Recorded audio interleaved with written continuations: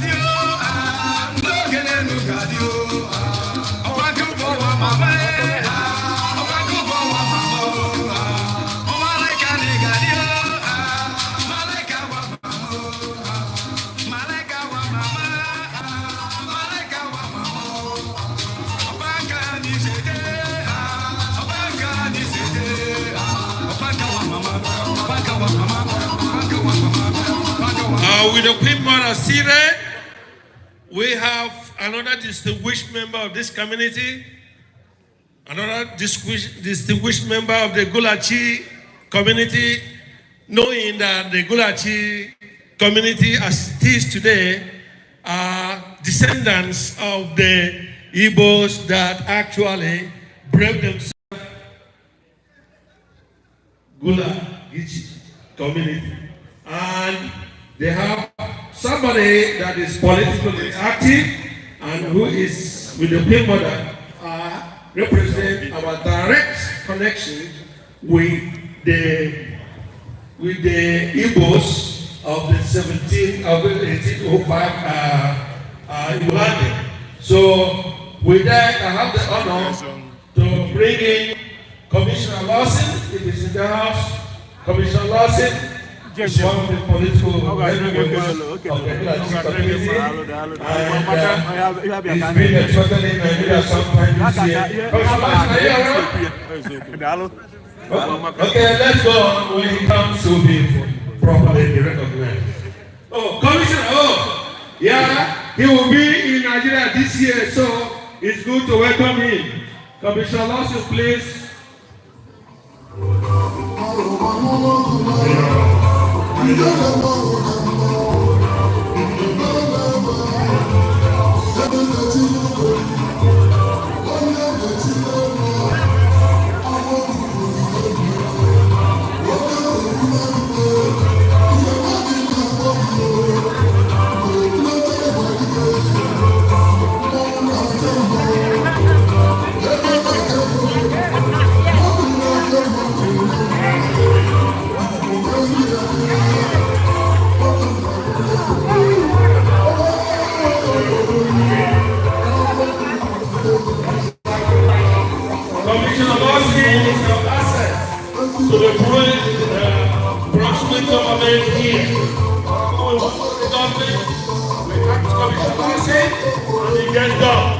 So it's a great honor to have him as one of our own.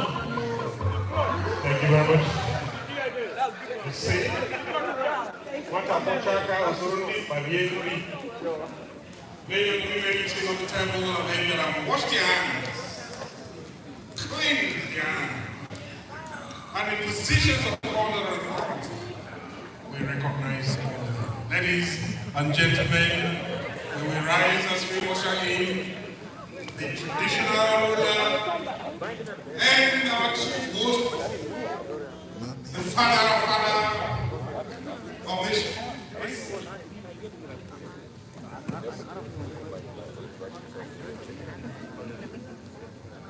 Yes, thank you for correcting me. Ladies and gentlemen, you know, there's only one country in Africa with 3 women in the most powerful positions. The president, the chief of the Senate, the attorney general, all women, powerful. And go to Namibia. Namibia is a masterpiece. The country led by women in all the 3 positions. And also, the next most powerful organization, Council of Igbo States in America, led by a powerful woman, Dr. Mrs. Josephine Akoji, President General of this wonderful organization. They will please usher in our president. Yes, what can we say? Our president. Why, Mama, OBTA.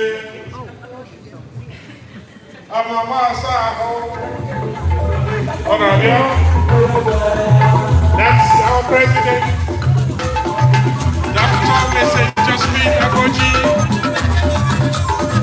a consummate leader, a powerful philanthropist, a woman of abuse.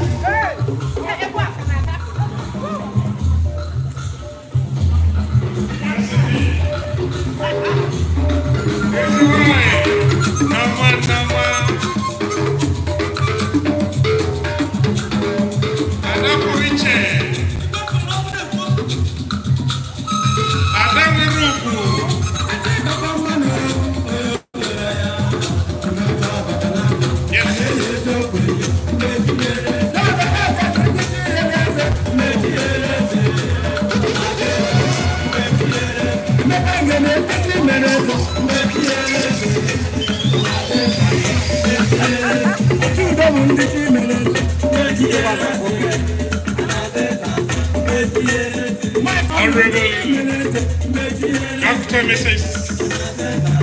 Josephine Akoji, President, Council of Igbo States in America.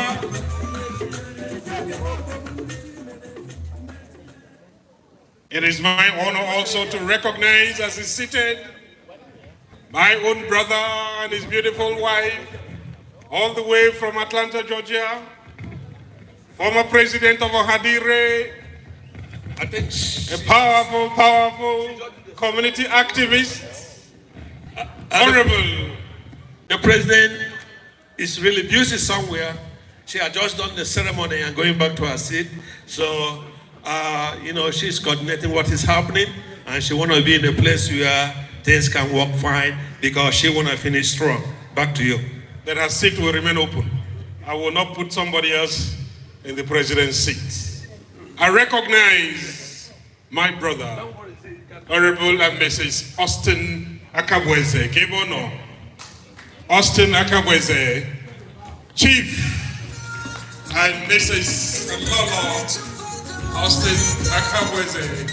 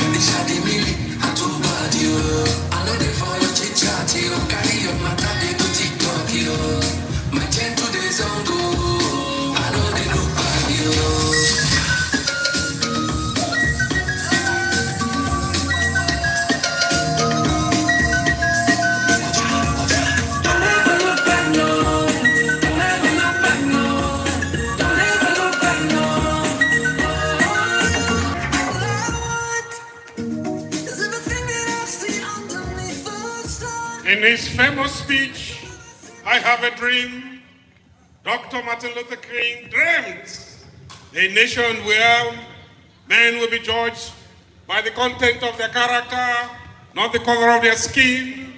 A man dreamt out of California way back in the 1990s, a united Igbo land, a united Igbo people across the land, across the oceans. A man dreamt. His name, a medical doctor, his wife, a physician, forgot all his practices. They dreamt for the united Igbo nation. Amen. One man prayed. Let us be here today. It is my distinct honor to tell you about a wonderful man who sacrifices all he has for you and I, that we may have a better Igbo land. It is my honor. Whenever I see him, whenever I see this man in what he does, what can I do to impact on my community?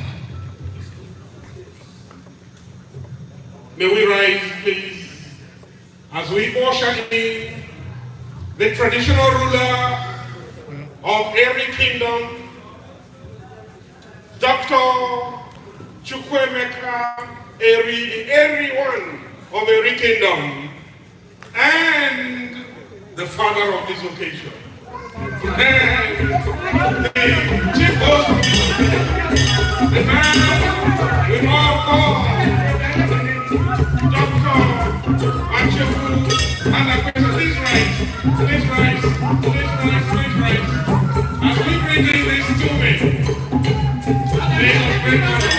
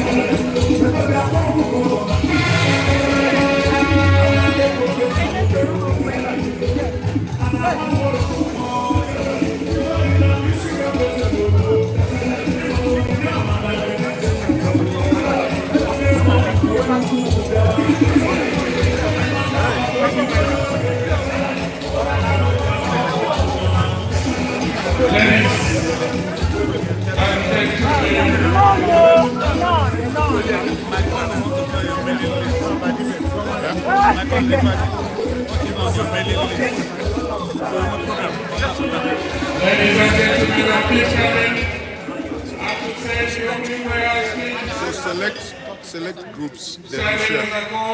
Just select the groups. Honorable Council, Barrister, Pastor, El-Rufai, all of the above mentioned below, Chief, Pastor, Barrister, El-Rufai.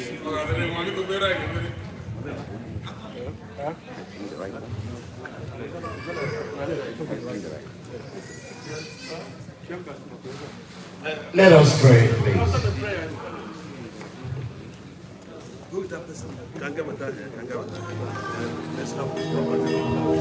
Please rise, let us pray, please rise.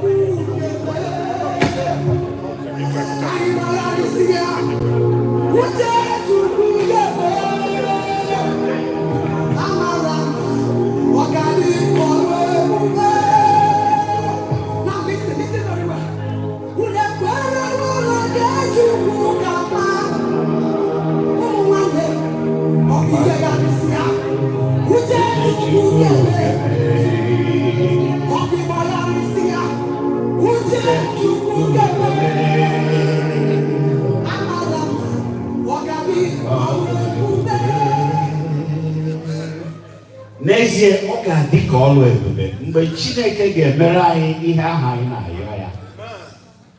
Mgbe anyị ga-enweta ebe ahụ nke a dị na Dunbar Creek. Ala ha na-ere ebe ahụ, ọ ga-enye anyị ya n'aha Jizọs. Anyị gbasịa nịka uche Chukwu aghaghị ime.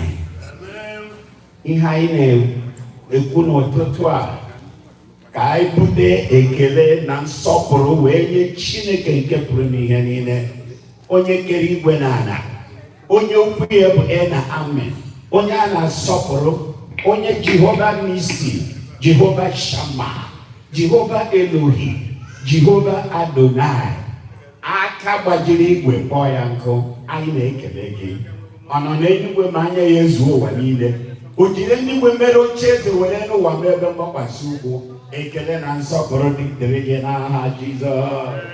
Anyị na-asọpụrụ ndị isi anyị, ndị eze anyị, mana ọkwa gị bụ onye hiwere isi ahụ. Anyị wee na-asị gị nke onye gwara anyị si anyị cheta ndị isi anyị niile na-ekpere anyị na-ayọ gị n'obodo nke anyị nọ n'ime ya, n'obodo nke anyị si wee bịa, n'obodo nke malitere na mbụ. Anyị na-asị gị nara otuto n'aha Jizọs. Anyị wee na-ayọzi gị nekwa ihe niile nke anyị kpakụnụrụ anyị ga-eme tata. Biko bịa were ọnọdụ. Take your place, exercise your authority as we acknowledge the supremacy of the authority over the affairs of men. When you say yes, nobody can say no. Decree yes for us today, and nobody has the audacity to change it. Thank you for your faithfulness. In Jesus' name we pray.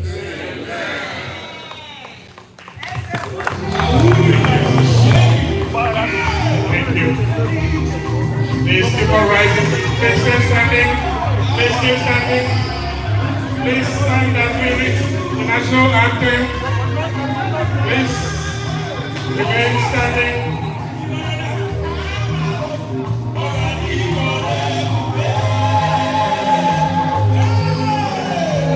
Please remain standing as we sing the national anthem.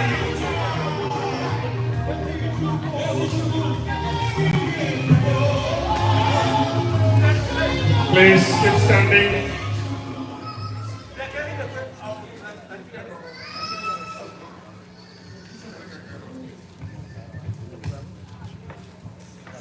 The national anthem, please.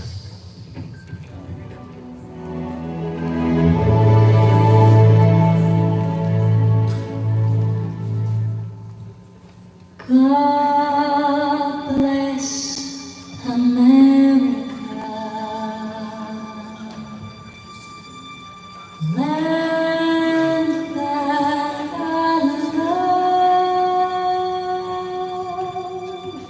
Stand beside her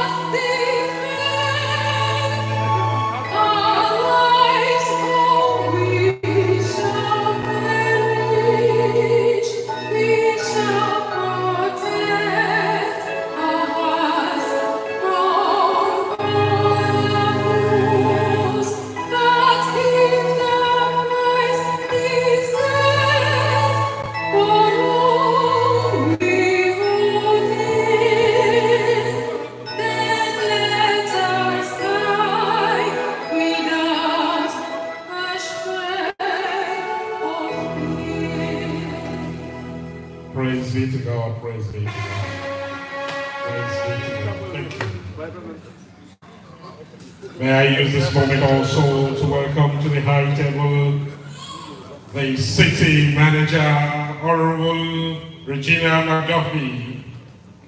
Can we usher in the city manager, Right Honorable Regina McDuffie? Regina McDuffie in the house. We dance together, please.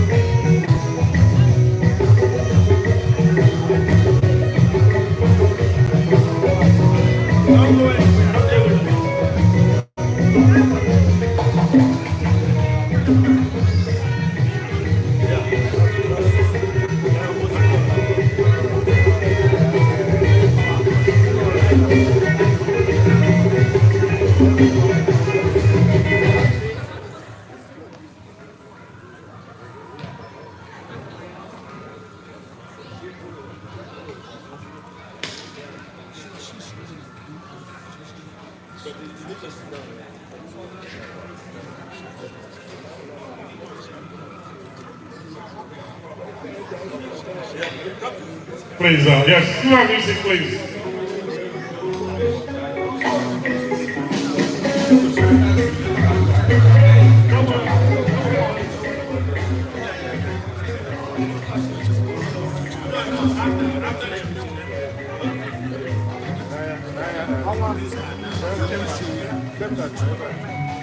It's my honor also to bring to the high table Honorable Dr. Chambers. Dr. Chambers, please to the high table. Honorable Dr. Chambers, mandate number 1. Who is there? Nico, you think I dance? Dr. Chambers, wait. Dr. Chambers, wait. Wait for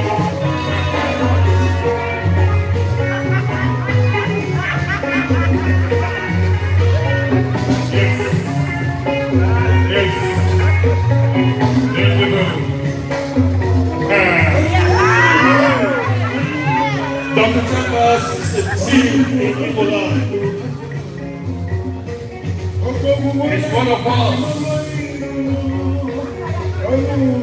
One of the Americans of Igbo descent in the house.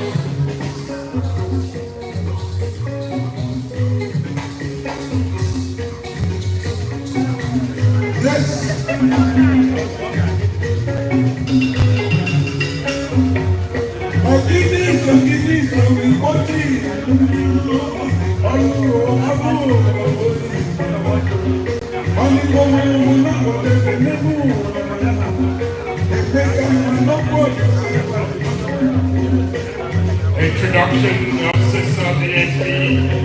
Welcome.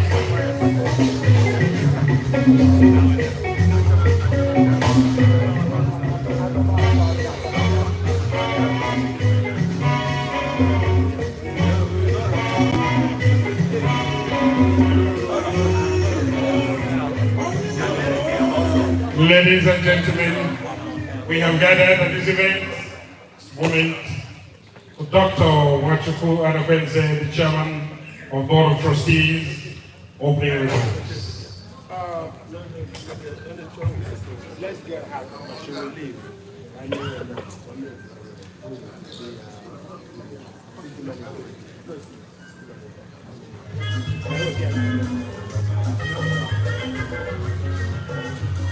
Minor modification, the city manager, the mayor of this city has a proclamation for Sister on this August event. She will not stay, so she wants to come and give the proclamation before we continue our program. Ladies and gentlemen, it's not easy for a group to go any city and get adopted by that city, or rather, the organization adopting that city. Right now, Sister has adopted Brunswick. Just a few weeks ago, we invited the city manager to our event. Out of all the engagements she had, in fact, she wasn't supposed to be here this weekend, but she took it up on herself to make sure that the city council meet, the city council vote, and the mayor approve and attach his name just for CISA, so that she can bring us the proclamation she's about to read. Ladies and gentlemen, it's not an easy thing. Please clap for the city of Brunswick. Clap for the city of Brunswick. So I'm going to introduce Ms. Regina McDuffie. Ms. Regina McDuffie, we thank you for coming here. And also I will thank Commissioner Lodson. Please come here because he helped me. He, in fact, is my support when I wrote the invitation, and he followed it up and made sure this proclamation is a reality. It's not easy. Ms. McDuffie, thank you so much. Good morning. Good morning. And greetings to you all. Thank you so much for being in the city of Brunswick this morning. On behalf of the mayor and the city council of the city of Brunswick, I would like to provide this proclamation, which reads, whereas the Igbo Worldwide Festival of Arts and Culture, organized by the Council of Igbo States in America, is an annual event celebrating Igbo cultural heritage. And whereas the 2025 festival is currently being held today and tomorrow, July 25th and 26th, at Selden Park, and will include artistic and cultural activities. And whereas the festival, now in its 12th year, is a global platform for showcasing Igbo culture, it attracts people from various backgrounds, including the Gullah Geechee community, who have ties to the Igbo land. The festival aims to promote cultural exchange, educate younger generations, and foster a sense of community among Igbos and others interested in Igbo heritage. Now, therefore, on behalf of Cosby H. Johnson, the mayor of the city of Brunswick, along with all of the fellow commissioners, today is hereby proclaimed Igbo Landing Day in the city of Brunswick. And we welcome the delegation for the Igbo Worldwide Festival of Arts and Culture, hailing from Africa, the Caribbean, and other parts of the world. The Brunswick City Commission call upon all residents to reflect on the significance of this event and to work towards a more just and equitable future, encouraging the study and preservation of the Igbo culture, the landing as a site of historical and cultural importance, and urge all citizens to learn more about the history of the transatlantic slave trade and its lasting impact on all Americans and our society. Signed, Mayor Cosby Johnson, attested Naomi Atkinson, City Clerk. On behalf of the city, as city manager and representative of the city, I thank you all for your presence. I thank you all for your engagement, and I thank you all for bringing this historical, cultural event to our city. Thank you.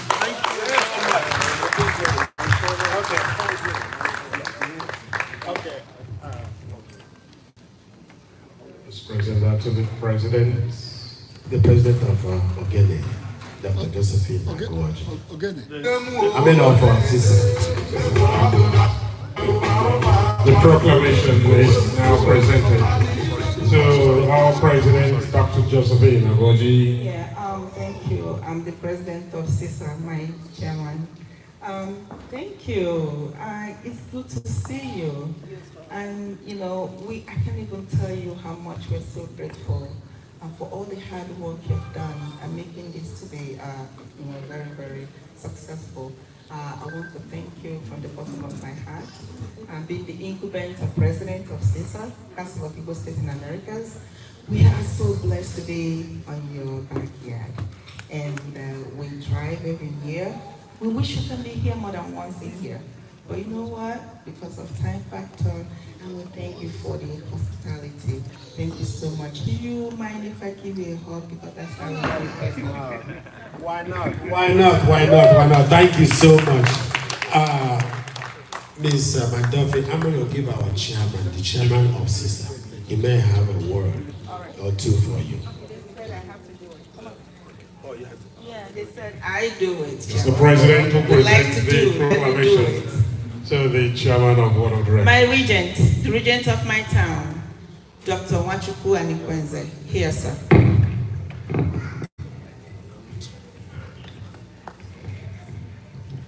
Igbo kwenu? Brunswick kwenu? America kwenu? African American kwenu? Gala Gucci kwenu? We're very happy to be here. We are the Igbo nation. You know you have Igbo landing here. We are the Igbo people.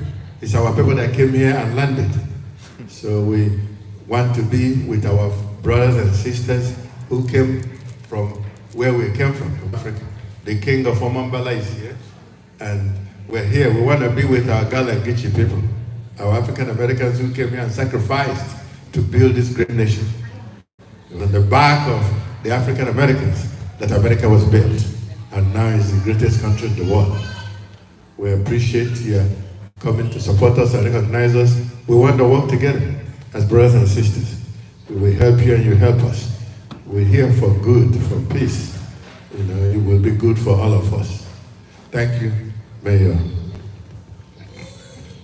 Thank you very much. Thank you, thank you, thank you. Thank you.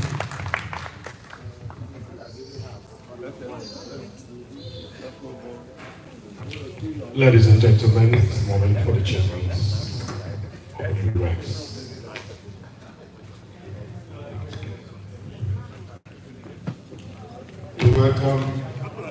We welcome all our guests here today from different countries and different cities. Some people are here from South Africa. Some people are here from is that Dubai? From Dubai, Middle East. Some people are here from Europe, people from London, people from Africa. Being here with our families who came here and sacrificed to make this country great. We want to come close as possible to the Gucci people because this is our blood. We're direct blood relations. So we want to work together and let's move together and let's be stronger together. We Igbo people, we're very strong. We're more than 70 million in the world. Anywhere you go, you have an Igbo man. If you see any country without an Igbo man, then you should run away. That's who we are. We are known for entrepreneurism. We are known for business. We are good in science, medicine, physics. We are not afraid of mathematics. The book is afraid of us. We are not afraid of book. So our new generation is there at the back. We are proud of that. They will represent us when we are gone. So welcome to Brunswick. Welcome to the Igbo World Festival. Enjoy yourself. You will like it today. Thank you.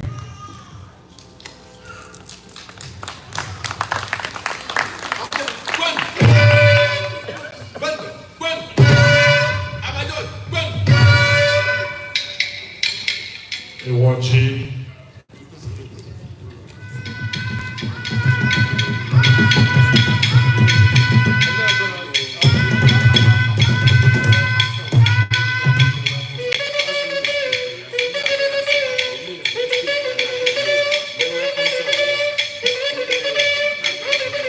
Welcome song from the Igbo School, Atlanta, Georgia.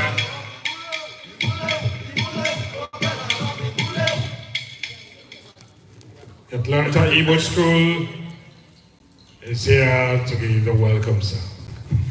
Welcome presentation. Coming up to the stage.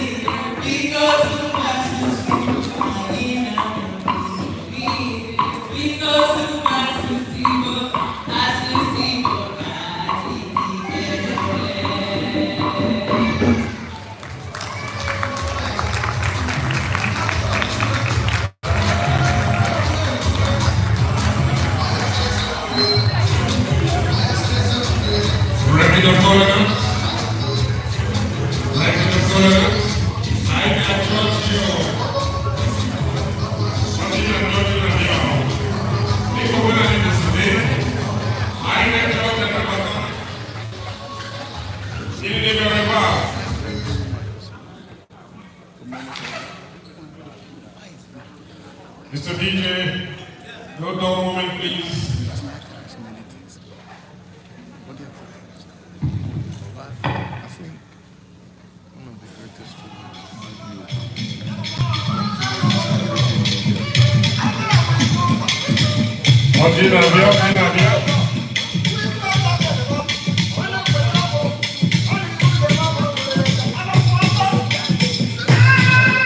This is the most important aspect of our culture. The presentation of Colonel.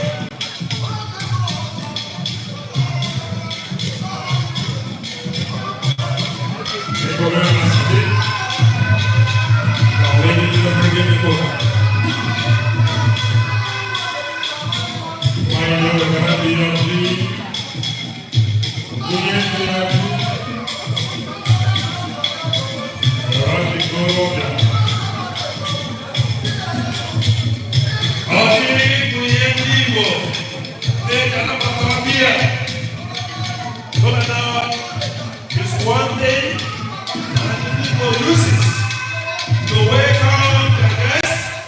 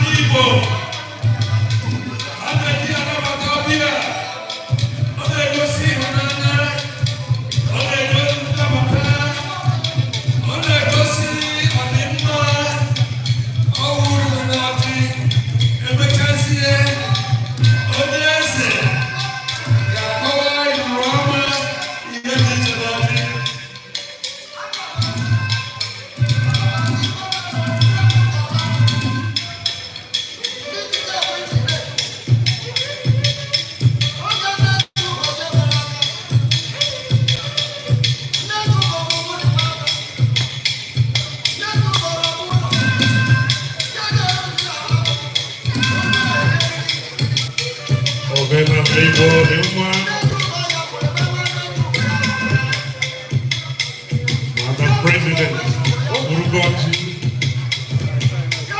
Ogunye Oji, Ogunsen,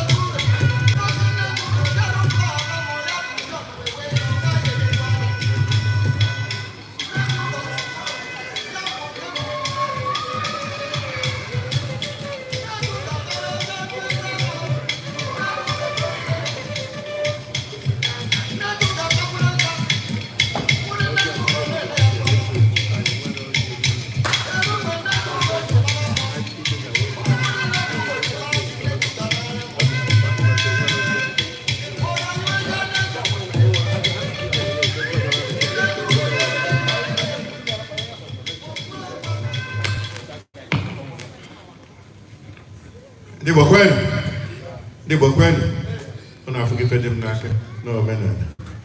Ogo menana, no ife na ife me, onye mele ife na me alo. Onye me ife na ura alo. No dibia choka ajo, di gochi ndi mmonaka. Dibia di jwafo, obabo, na jwafi. The ceremony, this main ceremony is in Igbo. I will interpret later, but the main ceremony is in Igbo according to the culture, and it will be carried out by our king here. He's the highest ranking person. I'm just assisting him. So we start. The Sibia, Kenya state origin. Kenya goes in the state origin. Yeah, Abia. Abia. Oh, yeah, Abia. Representative from Abia, come and take Colonels. Anambra. Representative from Anambra. Yeah, better. Anioma. Representative from Anioma. The Enugu. Enugu State. Representative from Enugu State. Ebonyi State. Imo State. Rivers State. The America. Just start. The American Dutch. John.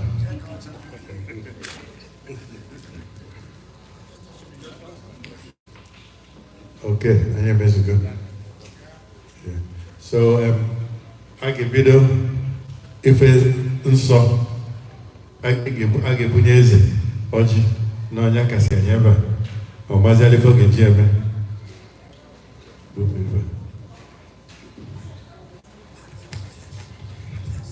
Igbo kweni, Igbo ekene mono, Igbo ekene mono, Igbo mwani mono zono, chukwa aikenegi ubosata, kenebogi nya, kenebogi chiwa manina na bihane kenegi, makogi mwonyo bona. Ono da ino tata, ndipo chukwa magona, nyume Igbo, ni uko mwune wenine, kamalo mwewe.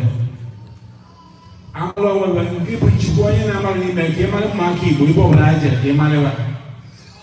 Namu Igbo na boku vi kama kogi, kema kuchuku, kema kuva.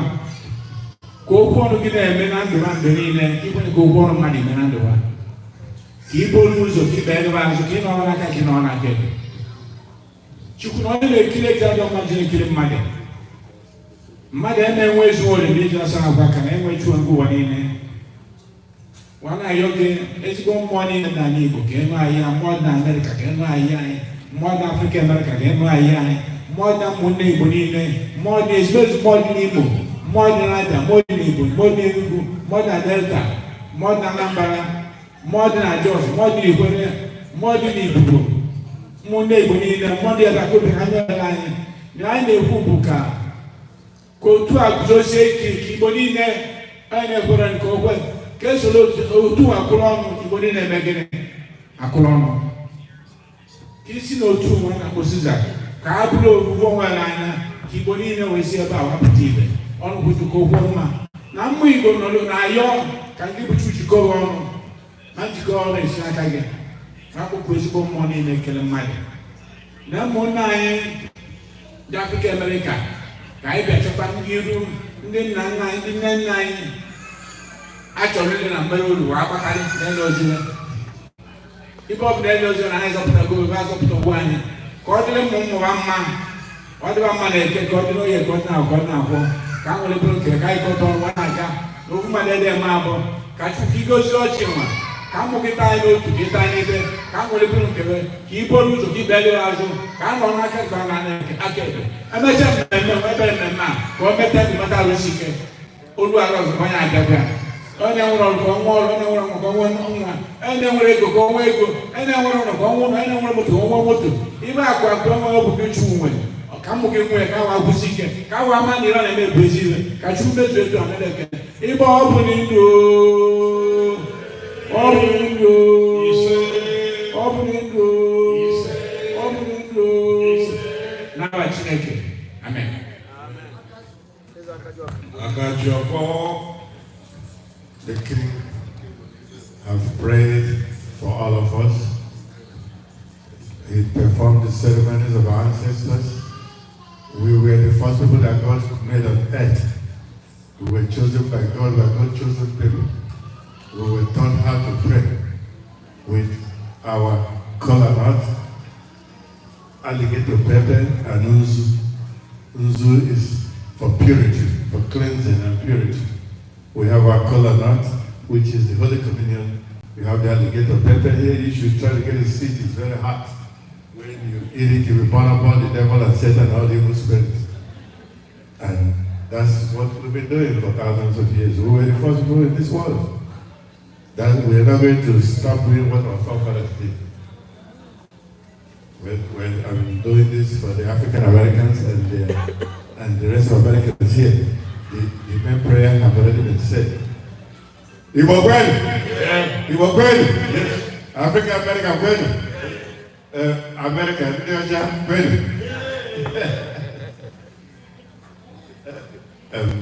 I know. We say, our ancestors say, when you're giving color not by your forefathers, it wouldn't set you on fire. They said that if the torch is passed on to you by ancestors, you should pass it on to the next generation. Are you with me? So don't let children go down. Let them do better than you. We pray for our children to be better than us. We say that when two birds are flying, we say for them to fly in peace and work together and don't kill each other. But the ones that refuse to, I think goodbye. Don't believe the answer. No.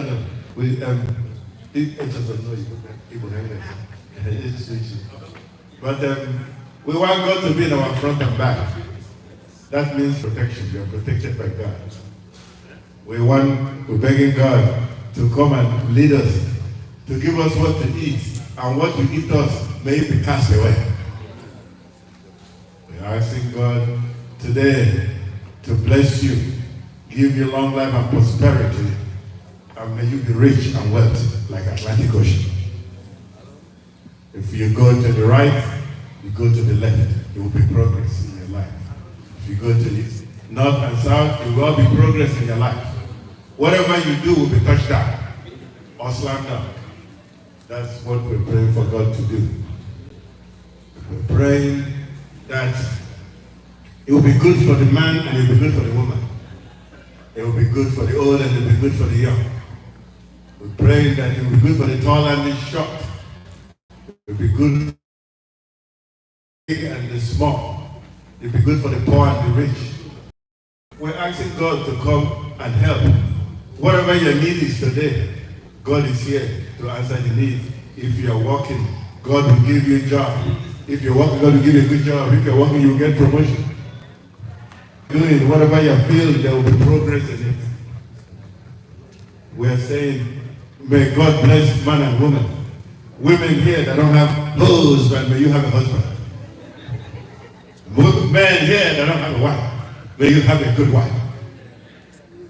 We are saying that may husband and wife live in peace and work together and not going to court and filing divorces.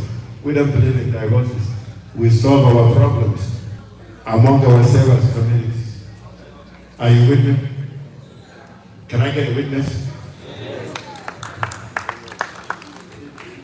May God bless husband and wife with children. We want a lot of children. We want population. May we be able to raise our children so that the children will raise us when we are old. And don't put us in nursing home. We don't want you to put old people in nursing home. We want you to take care of them. Just like they took care of you when you were little. We ask God to please answer these prayers. The way you came today safely, you will go back home safely. You wouldn't have accident, your plane wouldn't crash. You wouldn't have COVID, you wouldn't be sick.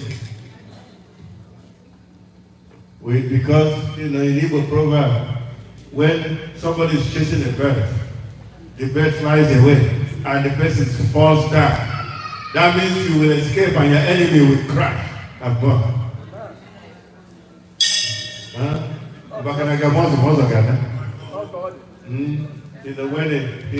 When a tough animal, when they try to chain him, he wouldn't refuse. He will carry the chain and escape. You will be so tough that you will escape your enemies and all the dangers. We're blessing here now in the name of our forefathers from all Igbo states, and African Americans and Caribbean, our ancestors all over the place. We have them. May they come and be with us today to bless us. We are blessing this. We are blessing this in the name of our market days. You know, we have market days, 4 market days. Eke, Oye, Afo, we have our own week calendars. We don't use the regular Monday to Sunday. We have it, so we are blessing it with those names, and we're finally blessing it with our God of Abraham. It be well with you, it be well with you, it be well with you. Thank you very much. Thank you.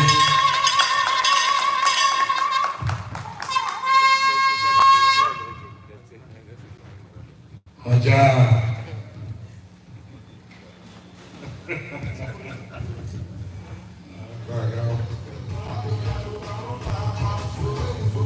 Ainekele Dr. Machukwu Makwenze for the expose of tradition and culture, the award ceremony. As we wait for the new award scheme presented by Mrs. Kenneth Ohaya and the Atlanta Igbo School, I would like to recognize the presence of Odua Wine, who we have called to the high table before. Odua Wine, Lolo, Rita, Njenje. We have recognized and called her to the table before. I understand she is now in the house. There she stands to be recognized, please.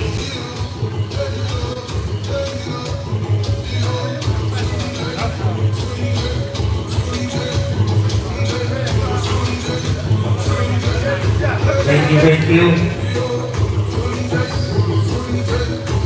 I've called her to the high table before. She can come. Please come. And as we wait for an Atlanta Igbo School to come, just 20 seconds as we usher in Oduawai, Rebel, this is Rita Edochie.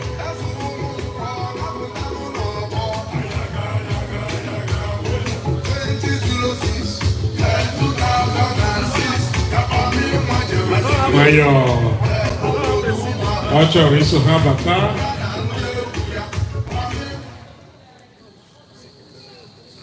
We are ready for it.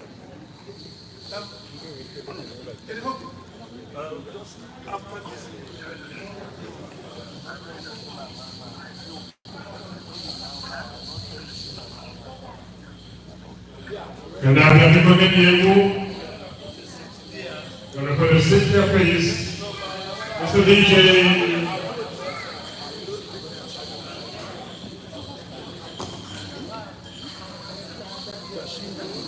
What am I going to? This way. When the music is coming, Mr. DJ. Oh, I complain on my cognac. I'll go more.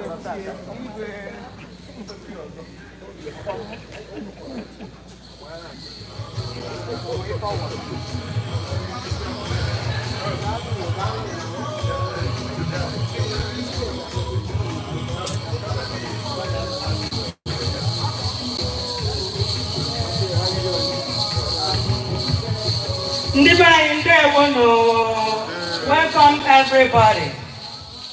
My name is Keynote Atlanta Igbo School. We have something called Iwaji skit. Okunwa takere umwa Atlanta Igbo School gabiziai with Asia award. So one of the Atlanta Igbo School students, 12 years old, Kamsiobi, will come in.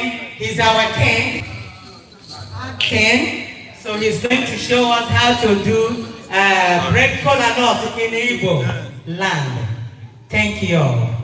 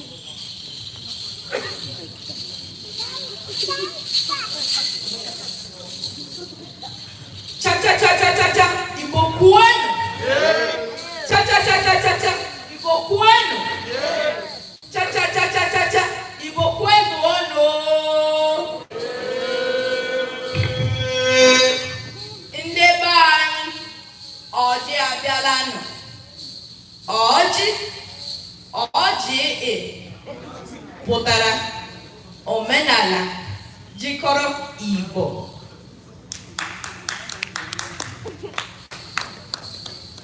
Ndị mmụọ na ndị egede ya nọkọrọ ọjị.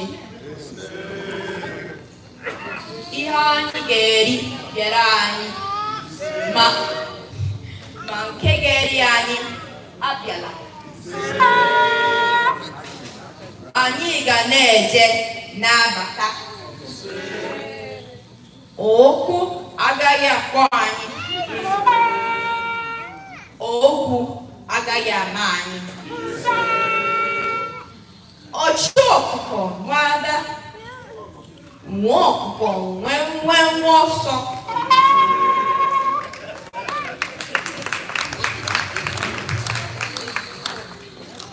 Ekpebere ugobere, nke si ibe ya ebela.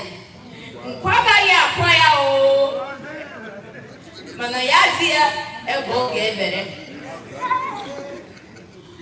Ọ ga-adịrị anyị mma n'Eke, dịrị anyị mma n'Orie, anyị mma n'afọ, dịrị anyị mma na nkwọ, ka afọ a pụtara anyị ihe ọma. Ụmụnne anyị ga-adị n'oke echi, maka na echi anaghị agwụ agwụ. Anyị ga-adị n'oke ede, maka na etinye ede n'ala ọchịrị ụmụ pụta. Anyị ga-adị nụ ka nnu, maka na nnu si na asị agaghị akọ ya. Asị mmụọ, asị mmadụ agaghị akọ anyị. Ụzọ anyị ga-adị ka ụzọ mmiri, maka na ụzọ mmiri anaghị echi echi.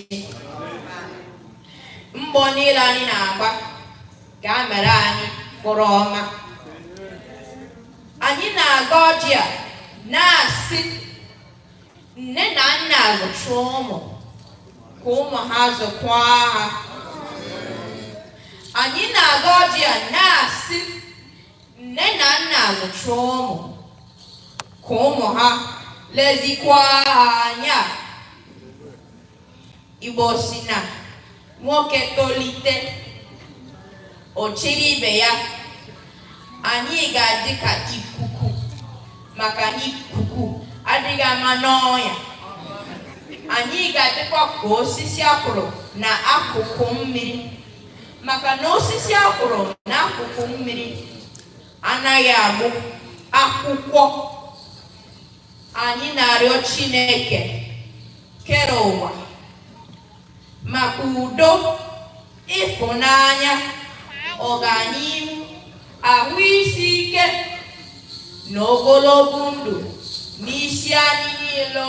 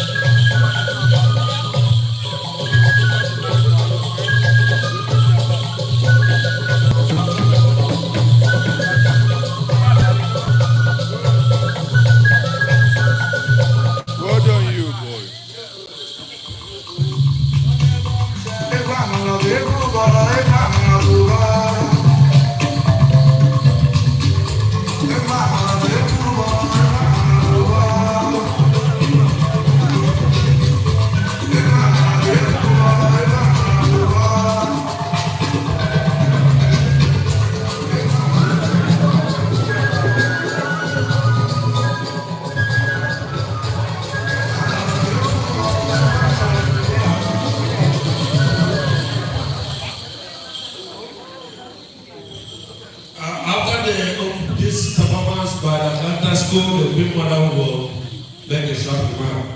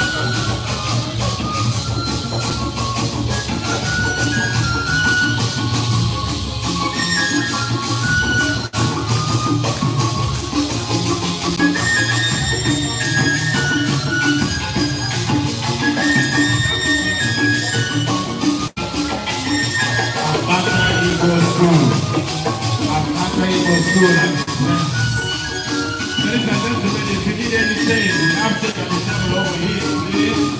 These women and young women and young men, they deserve every little cover they can get. They are good.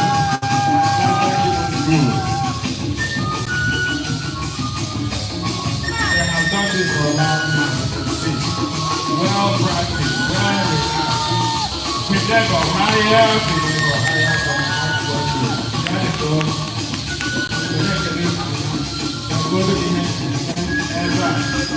this is our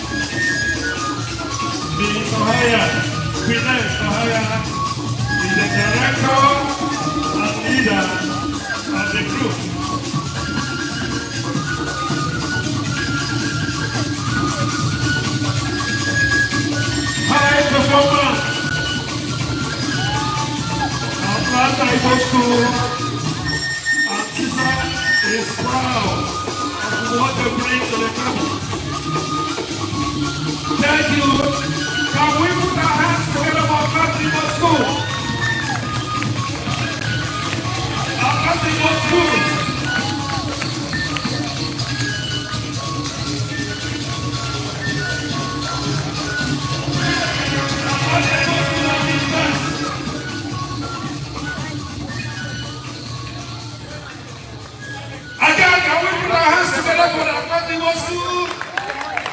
Thank you, thank you, thank you, thank you. We will continue to move on. At this time, permit me to allow the people now to make a short remark. As we wait for the Queen Mother, it's indeed a thing of joy that these are children born in America. All this performance you've seen were all born here, gyrating, dancing, the glorious music of Atlanta Igbo School. Please give a wonderful hand of applause to Lenny, Pride, Tohaya, and the Atlanta Igbo School. I told you yesterday, they will rock this floor today. And yes, they are rocking the floor. The Queen Mother, please. I feel the Spirit. I feel the Holy Spirit. What a blessing. What a blessing that the Nigerian organizations and the others that's attached to them choose to come back to their homeland for us to help them celebrate this event. It's a blessing, and we thank you for joining us in this celebration for such an enormous event from 1803 to this day. And we have a chance to acknowledge our people with the story that will never be completely told, but we are here to tell the story and have the four parents of those people to be here with us, and we help celebrate this event. Thanks to each and every one of you, from the king down and from the youngest generation on up. I was so amazed to see the next generation moving around. We've never had this many little children before. And to see how they enjoy themselves. I get excited when I see the next generation, because that means that we are still moving on. We welcome you and thank you for sharing this moment with us. My sentiments to each and every one of you that have prepared to be a part of this event. Thank you, thank you, thank you. I have always felt the Spirit, but as I constantly go and witness and be a part of them, I know I am a part of the Igbo people. All right. All right.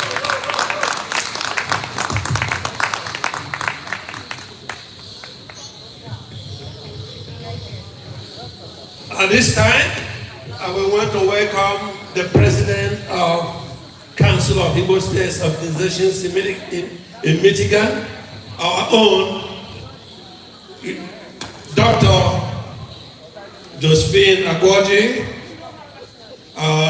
to make her presentation, to read her speech, her welcome address. Owen Adiabot.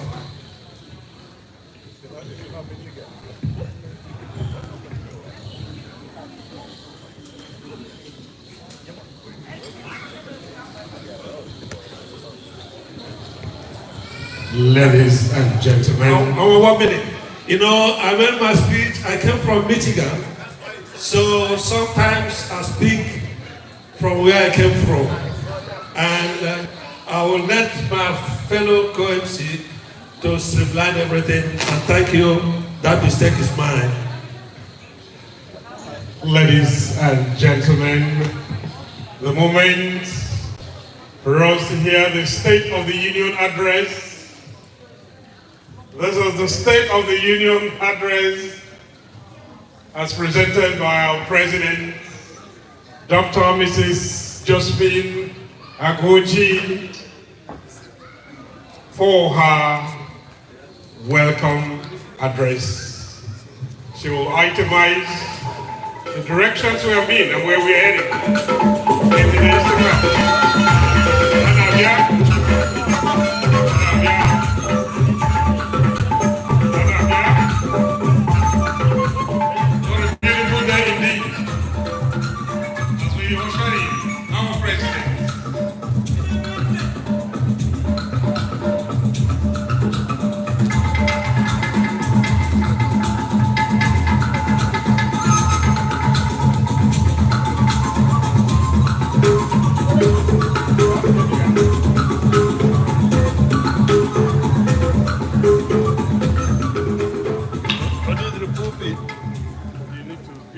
podium? No problem. Yes, please. Yeah. Well, thank you, the Owen and Chief Mba. It's Ropan Michigano. I've apologized for that. Inadvertent. Okay. Yes. Eze. The man I've been following since 2009, and this is 2025. You go check. The Queen Mother.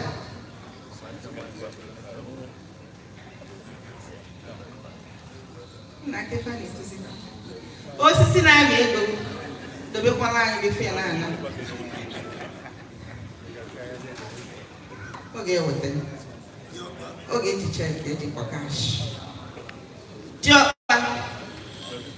diọkpa afọ nwoke afọgolo n'ime ezi madam ana m ekene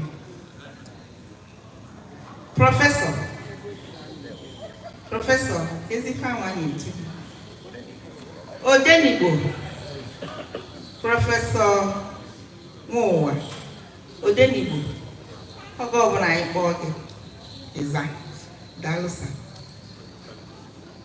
Dr. Sidney, Prince Eluomono, my brother from another mother, I greet you, sir. Dr. Akuma, you're married to my sister. My sister that we just met ourselves, and it's like we've been known forever. Thank you for making it possible. Thank you, sir.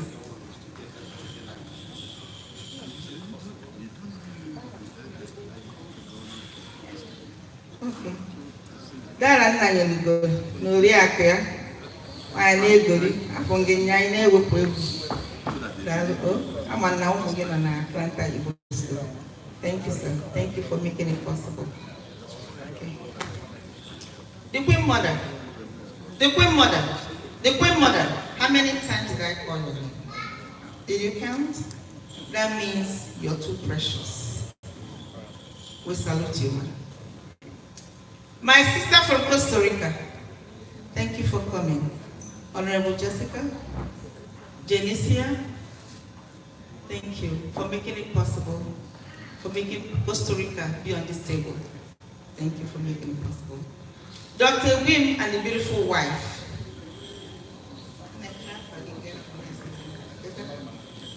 Nia. Dr. Wim was a last minute invite, and you guys are here. Thank you so much.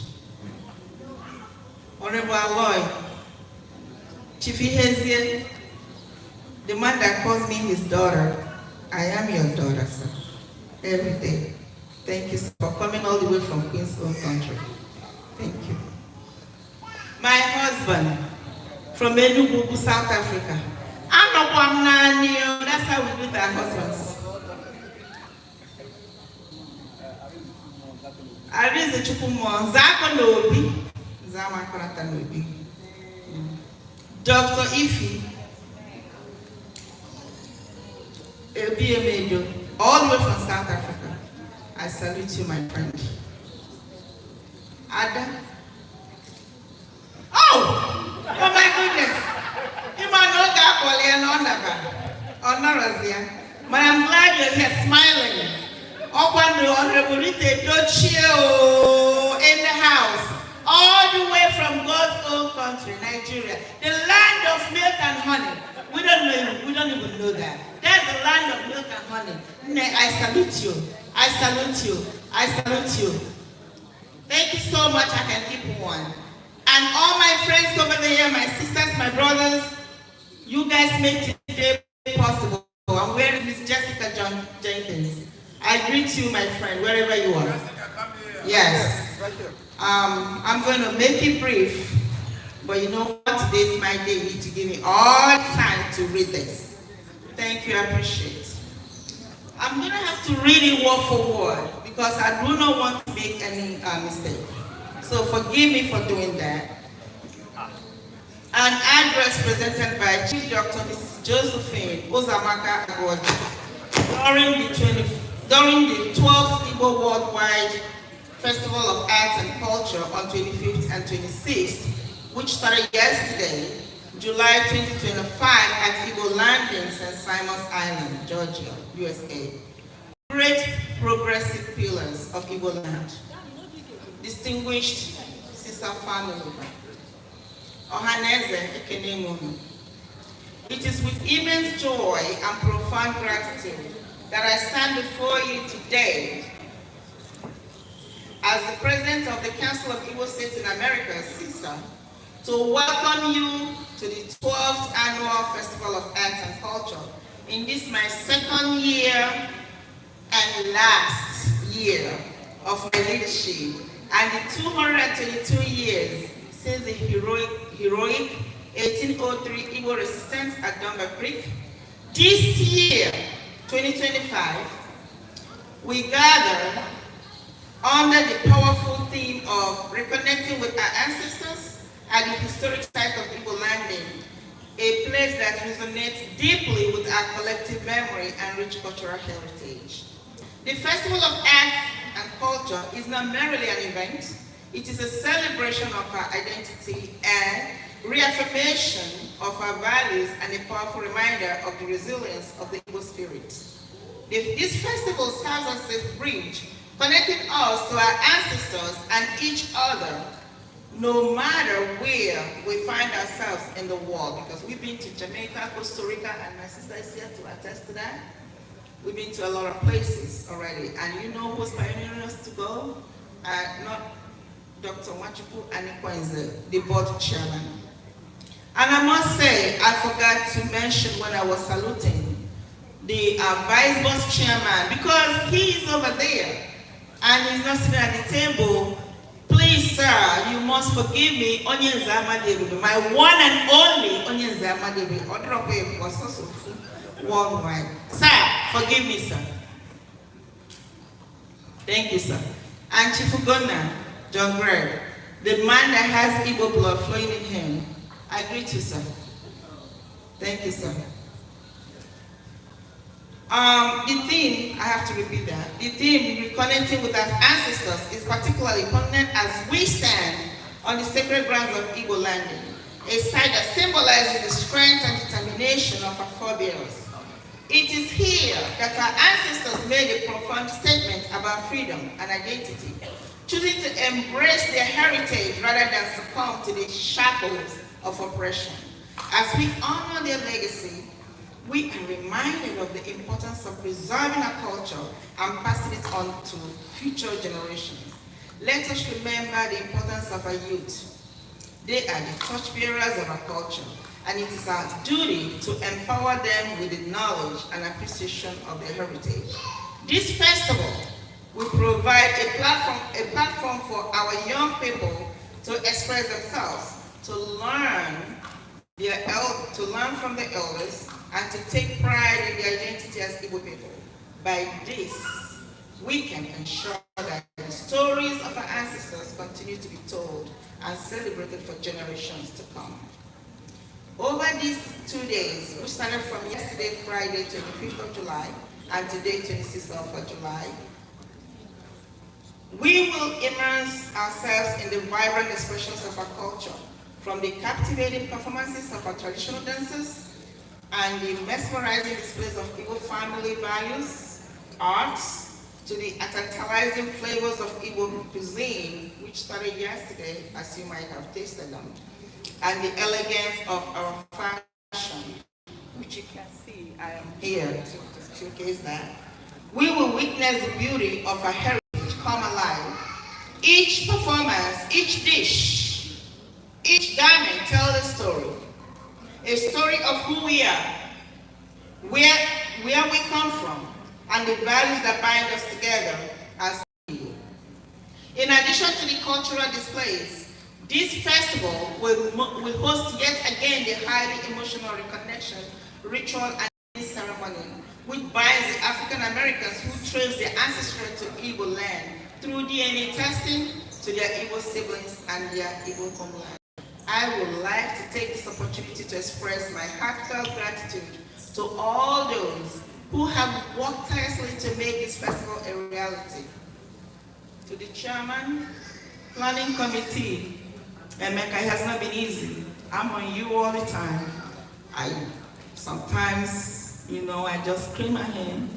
I'm so sorry, but we have to get things done. Sometimes it has to be my way. I'm sorry, but you know what? We got it done.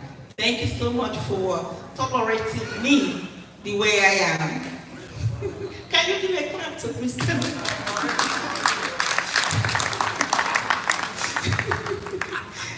He just told me yesterday, Madam, or 2 days ago, Madam, you'll be happy I'm the one behind you. I said, I don't even know that. So, but anyway, I am happy you are the one behind me. Thank you. I don't know where he is, but I hope he knows. I attest to that. Okay, thank you. I appreciate that. Yes. Volunteers, Jessica Jenkins, I cannot stop calling that lady's name. And members, yes. Your dedication and commitment are truly commendable. You say you can. Permit me to use this medium and opportunity to thank all those who have sustained CISA through their generous donations. Your unflinching contributions are the lifeblood of CISA. You may want to understand that CISA does not pay dues, no member dues. CISA doesn't even ask anybody to bring money. But when you finish eating today, please, let it touch your hearts. We're not charging you for food. We're not charging you for registration. Just let it touch you. And if you can give Sister something, that would be good. Ask Mr. Chief Emeka, ask him. He's the treasurer. And he will give you the information where to send the money to. Sister has an account. Okay? Please. Don't just eat and get up and go. I'm not here to fundraise, but I'm just begging with my knees on the ground. Thank you. Okay. Darling, permit me to use this medium and opportunity to thank all those who have sustained CISA through their generous donations. Your unflinching contributions are the lifeblood of CISA, enabling us to continue our mission of preserving and promoting Igbo culture. It is through your support that we can organize events like this, enabling us to feed all attendees for lunch and dinner for the 2 days, Friday and Saturdays. Lunch, dinner, Saturday, July 25th, lunch, dinner, July 26th, which is today. Free of charge. I also wish in a big way to acknowledge the royal presence of His Majesty Eze Chukwuemeka Ezora, the 34th, and Eze Akajiova Igbo, the illustrious royal fathers here. All of you are royal fathers.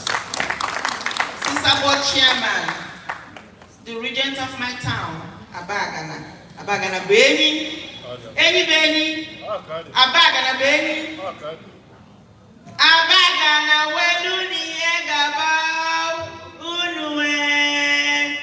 This man, he moves mountains. He's an institution. He donates big. Ekenenge.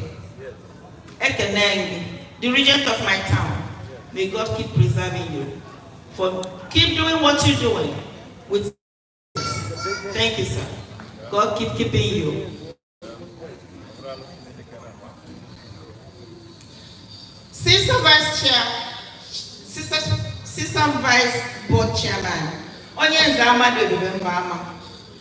the man I call Sister. We keep all our things in his house. He's not paid, he doesn't even charge us for demurrage.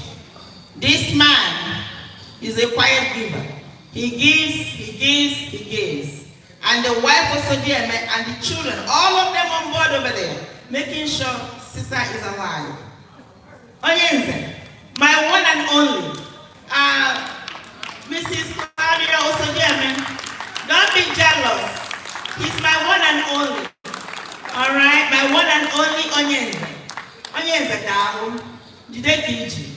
The man that gives and gives and gives and goes and does without complaining.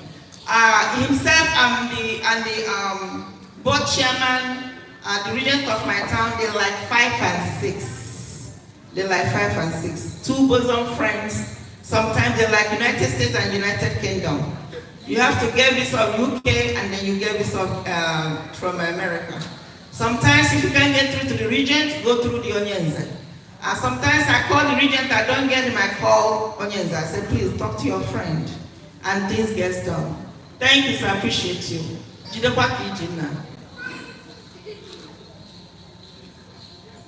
I will not forget he's not here. The sister board advisor, Dr. Napoleon Onyechi, he is the one, he's not here presently, but he connected us to the people that are cooking for us. He connected us to Mrs. Okonkwo, who performed yesterday with the children, and I know she's going to perform again today. He is a good connector. He connected us with Akira Moses, who gave us the dance steps last night, and who's going to give us again today. He's a good connector. He's the advisor of the board. But he couldn't make it today. He told me that going to a Bagana convention last weekend in Houston would be too much for him to close up his business. So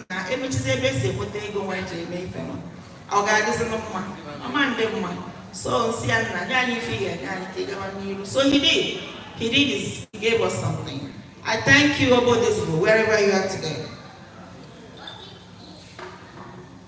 And I want to thank all the members of Sister Board of Governing Council. They make things work, the directors, they make things work. They are the inner caucus of what you call the cabinet. They are the decision makers of Sister. So you really have to send in your resume, everything, and they have to vet it before you become the inner, what the organizers called Igbo. So I think that's what it is. All Sister GSGs, all Sister past presidents, because they made a way for me to stand on this platform. Even though, hey, I'm happy, I'm boastful, I'm always humble, but now I'm happy, I'm boastful that I'm the first woman president of Sister. They made it possible for me to stand on this platform, and they made it easy for me to be able to stand here and boast that I'm the first woman president.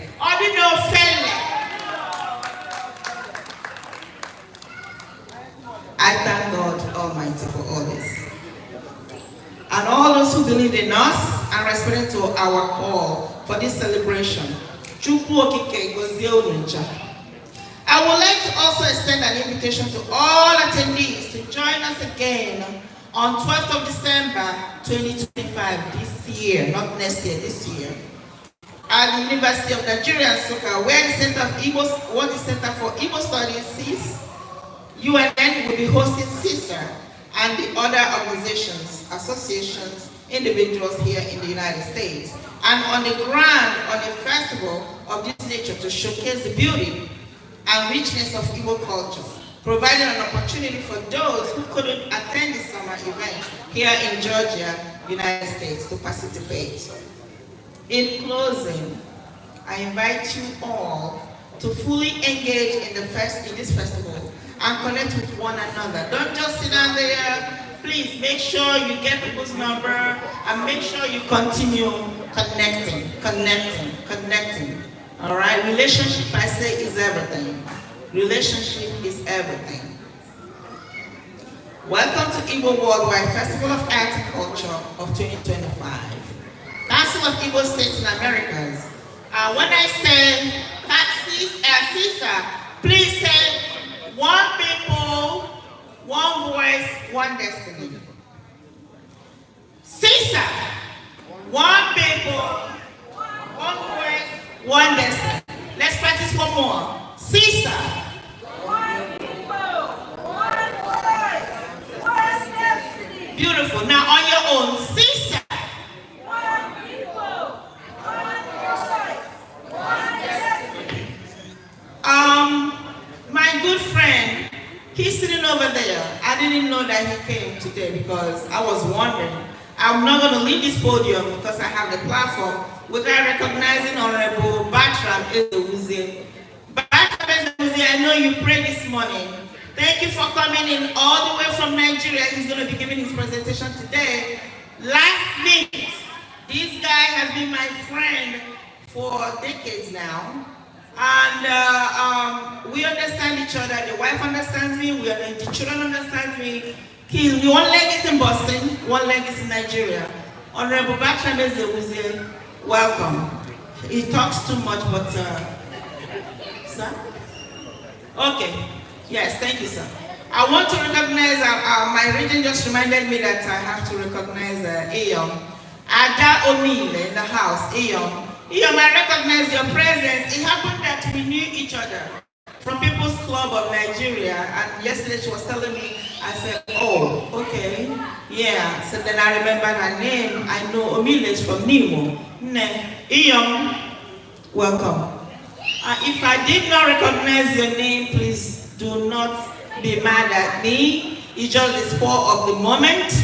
I have to recognize Onwa, the last minute invitation, and we went through the channel we're supposed to go through Njenje, and he honored our invitation to be here to perform for us. Thank you, sir, Onwa. And I have to thank Njenje, immediate TV. Njenje, welcome from all the way from Queen's own country. Welcome, I hope you're doing us good, right? Yes, you do a good job. Please do a good job because this is my exit. Like the MC rightly said, I want to finish strong. Please clap for me. Thank you. And they call me Irugewe, not Osodiemo, not Ogodiem. Irugewe. That's it. Please, when you call me Irugewe.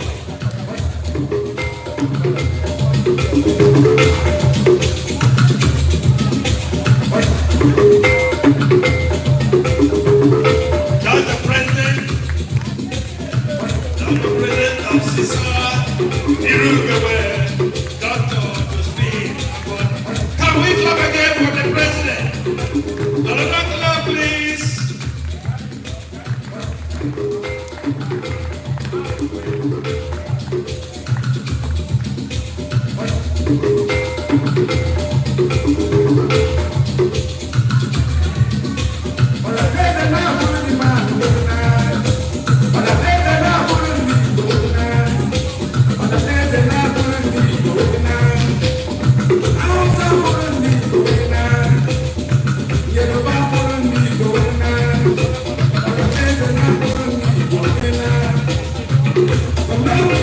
I would like to recognize presence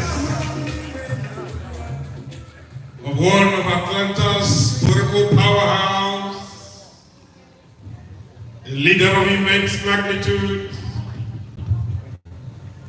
the highest ranking Nigerian man in the court judiciary in the United States of America. So if they give us judiciary back home, who have experts who can manage it and run it. Here in this house is one of the highest administrators of the court system in the United States. It is my distinct honor to welcome and recognize my own dear brother, Ohamadi Kendi Odoja, Honorable Colette Otenimo, Ohamadi Kendi Odoja, recognize again. Odiaka, Navia, Ohamadi Kendi Odoja, Navia. Ah yes, fourth administrator in the United States of America, our own dear brother, Ohamadi Kendi. Good to see you. Welcome, I say,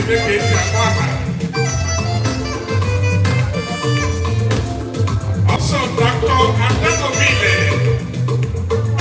Mrs. London here, Afrobeat. We are the market director.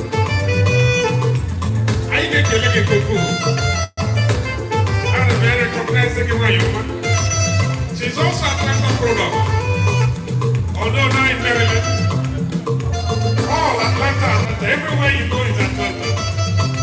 Wherever you go, east, west, north, you come back to Atlanta, Georgia.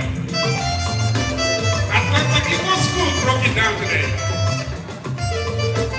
We are waiting.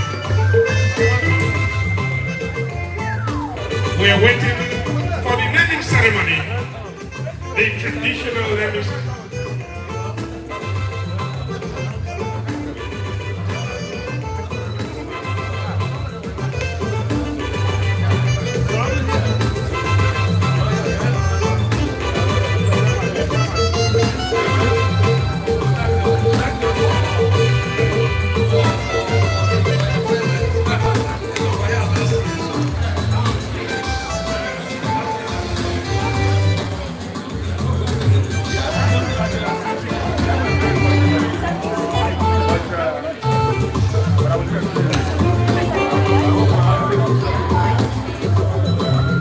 As we prepare for the naming ceremony, this is the most critical moment we have come to experience.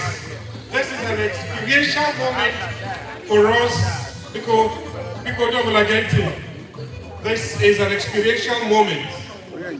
As we move into the naming ceremony, you know, yesterday I said, a man came to Jesus Christ and said, what does it take to be born again?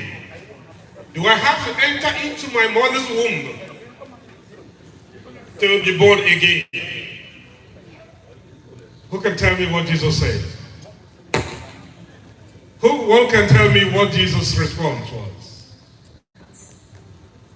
Ununagakoka. Ainagakoka. A man came to Jesus Christ and he said to him, what? He said, to enter the kingdom of heaven, you must be born again. And he came to him and said, Master, what do I have to do to be born again? Do I have to enter into my mother's womb to be born again? And what was his response? Ainagakuka. Ainagakuka. Kerigokuru. Agamakowa. Kerigokuru. Oh, Yazare. We will now enter into the phase of being born again, the rebirth.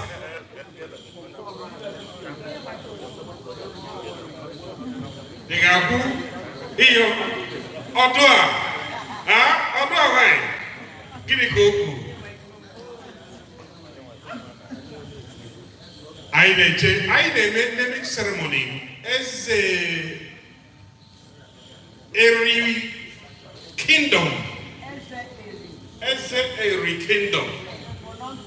What was Eze? No, not just Eze. He's also Eze. A name. Apart from Eze, he is also Eze as a name.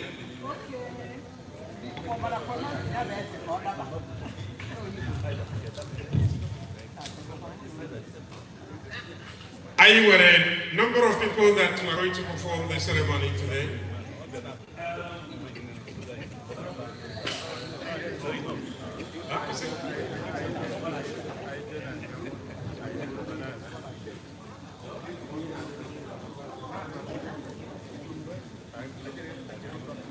Aga me were si gweje kuku nyesie. I just see for the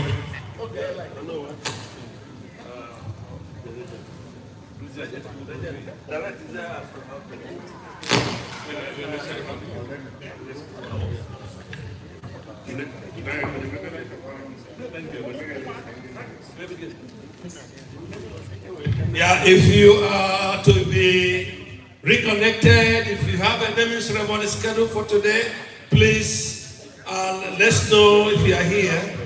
Those for the naming ceremony, stand, let's see you. Let's be sure who is here. If you are here for the naming ceremony, please do stand.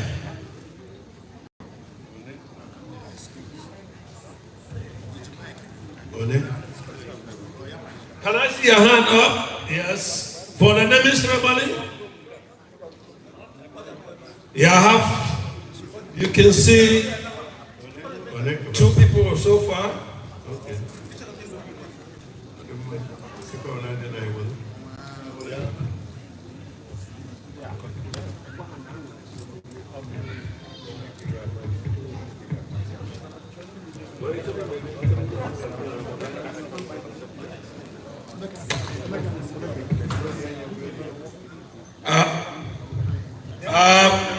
On record, we have about 60 people that, completed the process. We do know that some said they would like to do it visually, but we have about 60 people that completed the process, and some of them choose to be here to do it. So we will complete both the visual and those that will be physical here. But the naming ceremony is actually...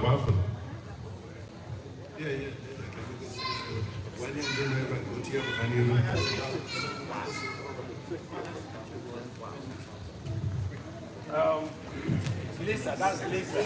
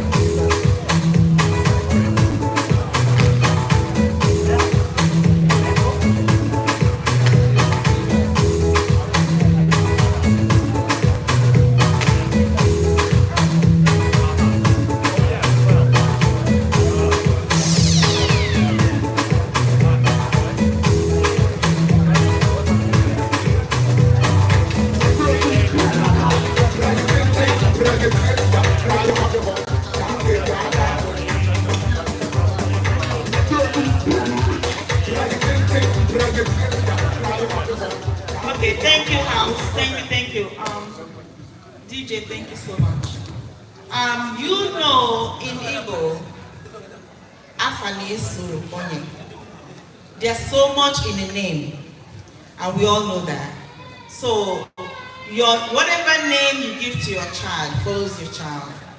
I was so happy when I was given Uzamaka. I grew up, I asked my mother, why was I given Uzamaka?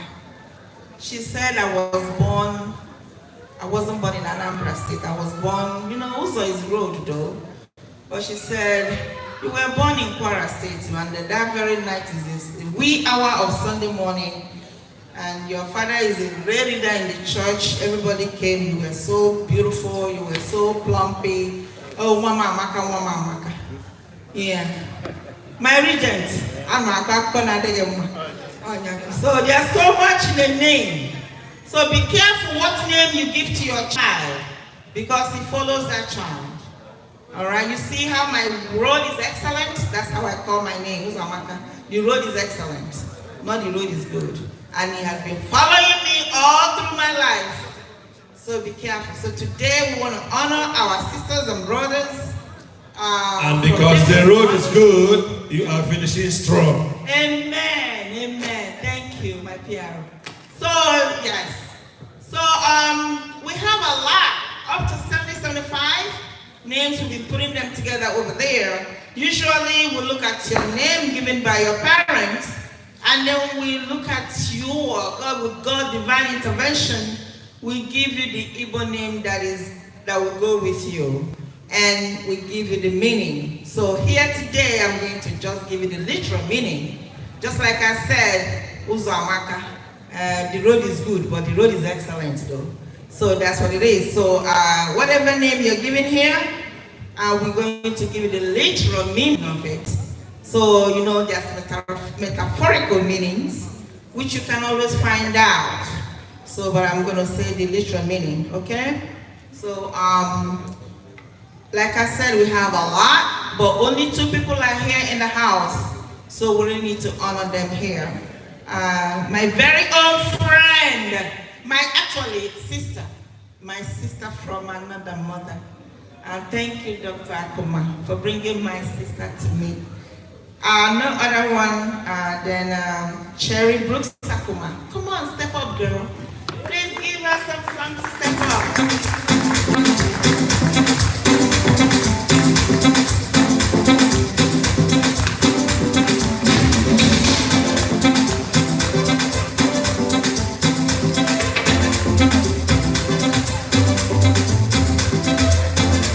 Isn't she beautiful?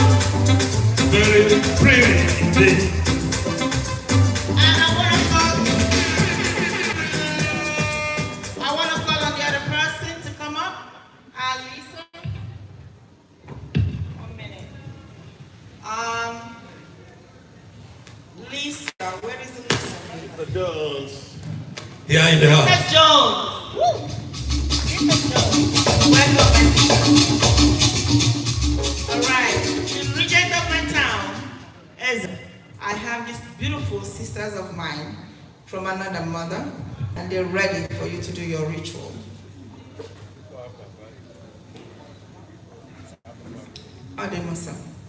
So I'm going to start from Cheryl. She happened to be the one helping me compile the names over at the table there. Because, sometimes we Igbo people, when we write English name, we're not, because we have another tongue, we write it the way we hear it. She said we made a mistake in writing her name, the English name. So the certificate is big. The certificate has to be corrected, sir. The regent of my town. So I just want to make a notation on that. But she's accommodating the human mistakes. But she knows mistakes is unavoidable. Thank you, my sister. So I call on Cherry Brooks Akuma. Her Igbo name now is Obidia Akuma. Obidia. The heart of the husband. Yes, right. The view that holds the The husband. heart of my husband. The beauty of the husband. Everything of my husband. Makes the man. What a name.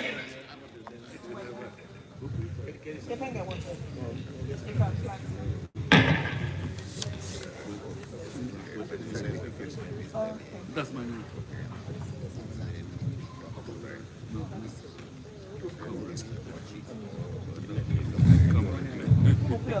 That is Obidia being named by Eze, the royal father of Caesar.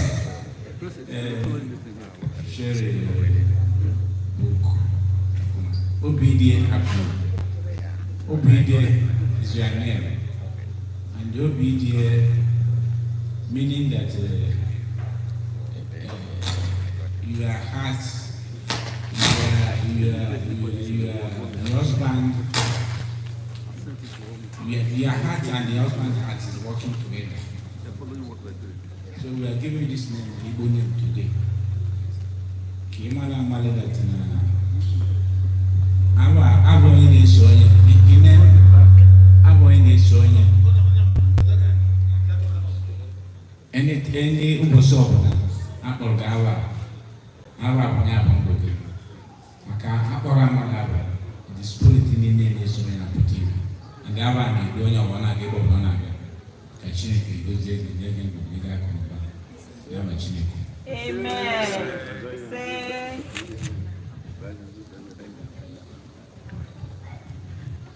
Ka Chineke ndị nna nna anyị mmụọ nsọ Chineke ezumezu mmụọ dị n'Igbo niile ma na nwa ya analụgo anyị Igbo tata ibe niile mere nna gị ma nne gị ajiri esi apụgo n'arụ gị ezigbo mmụọ ndị dị ndụ mmụọ dị ndụ ibe niile dị ndụ na n'Igbo eso ego gị n'ihi azaba nne gị n'ihi makara aka gị ụmụ gị makara aka why men eke, why men oye, why men na, why men na, our children.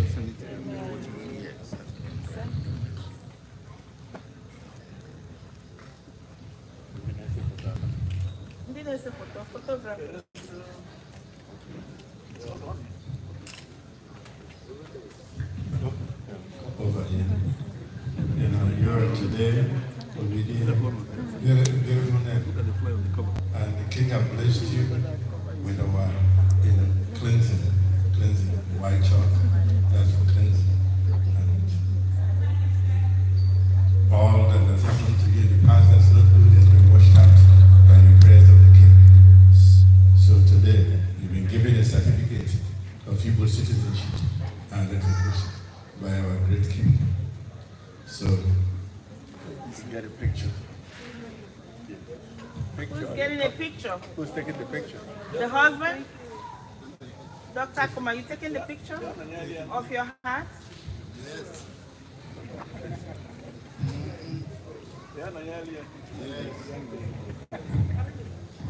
Who's taking the picture? All the paparazzi we have.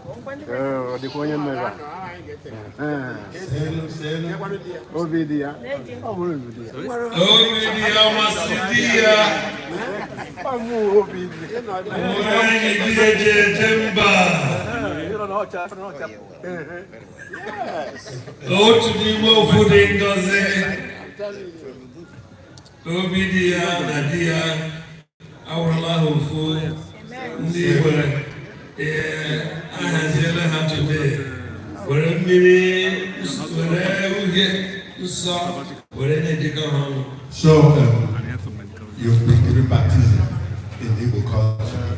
You are big in Igbo culture as you can be. And we've given baptism. I think baptism we can do on Igbo. The record himself and your highness. After how we call you, we dance with you. You can sit down and we call back and put something down with that.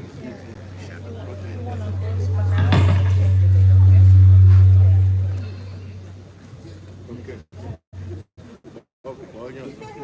You can just wait on the side.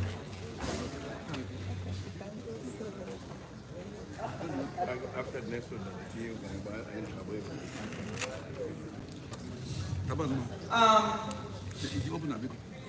Our sister from Costa Rica just told me that she wanted to do this, but I told her that's a process. She said she would have loved to.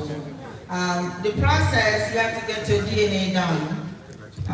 You So we have president is one in charge, right? Chairman committee. You let him know, and then you get your DNA tested, and there's some percentage of Igbo in you, and then you give it a name, and you come over here to commemorate, right? Okay. Next year is gonna be the year. I hope you're gonna be here by His grace. Good girl. You're so beautiful. Thank you for coming. No, Jenny said we're going to have you as prepared for next year. And Madam, we're going to have you as prepared for next year. We hope to have you again this next year, okay? Madam, I'm going to say something about Lisa right quick, and then I'll let you continue. Ladies and gentlemen, about 2 weeks ago, I got a phone call. It happened to be a phone call from Lisa. She knew about Caesar. And she found out that the dad did a DNA, and his DNA is almost clocked 100%. By then, our emeritus had already done all the certificates. No names of them. She said, guess what? I have prepared myself, and I'm going to drive down from Tennessee, Nashville, Tennessee, to come here today. In fact, when she said that, I get goosebumps. She said she must be here today. And the certificate wasn't, they had already typed all of them. We didn't have any. I told her, keep coming. If you come here today, you're going to get your name. Even if it means writing it in, and then your certificate will be prepared and sent to you later. Thank you, Lisa, for being such an Igbo and want to be with us today by determination. We thank you, okay? Wow. Thank you, sister, for driving all the way. Come on, finish. And your business is not very good. Don't leave without giving him your address. Yes. And make sure you copy me, in case I forget. He has too much in his plate. So I can get on him and make sure you get your certificate. All right? I don't finish until December, so I can still throw my weight as the president. Okay. Thank you. So having said that, I want to present Lisa M. Jones for the naming ceremony to Eze and the regents of Abaya. Here is Lisa Jones. Her Igbo name is Chiso Udo, which means God follow me and peace. God follow me and peace. Followed by God in peace. Followed by God in peace. Chiso Udo. Your name, Chiso Udo. Chiso Udo, ezigbo agwa na Chineke bụ mmụọ Chineke ka onye ọbụla na-akpọkụ maka ya. Ndị abụọ onye na-eso onye. Chiso Udo is your name, Igbo name. That name is the name we are supposed to give you our forefathers. If you are still here today. To thank God today is a new day. We thank God that today your name is going to follow you. What the God, what the whole yeah. We are really Igbo leaders. We pray God will protect from you. We receive everything in us. Receive it from now onwards. Feel at home that you are your Igbo leader. God will pray. God will with you. God will protect you. And will follow you all about. The whole world here and now. We are not Muslim. We are ready to go Igbo language 100%. 100% DNA. It's not man-made. It's God making that way. So we are blessed. We are blessed. We are blessed.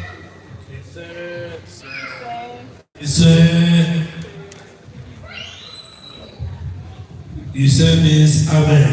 Amen.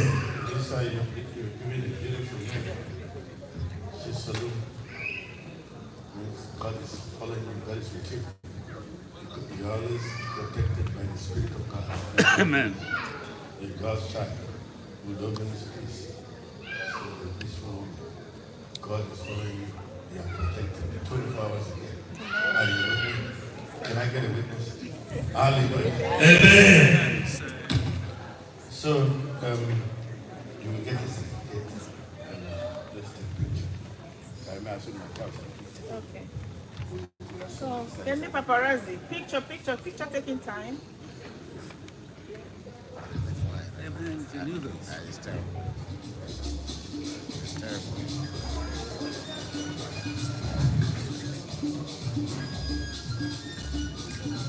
Okay, MC. Normally, I enjoy it. What they do, they will dance with her.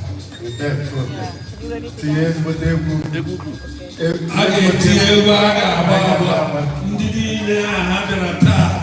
We're gonna dance together and rejoice with them for the reconnection and the naming ceremony.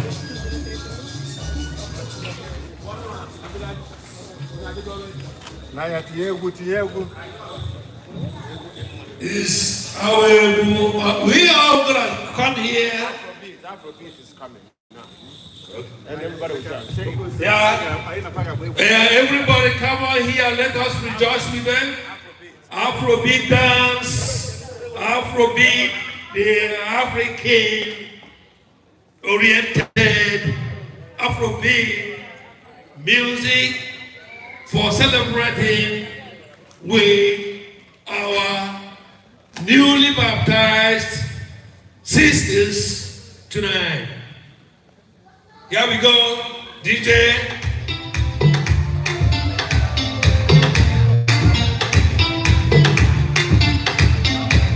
It's a dance for everybody. It's a dance for everybody.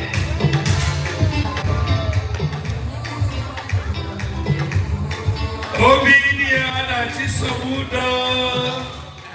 Today is your day.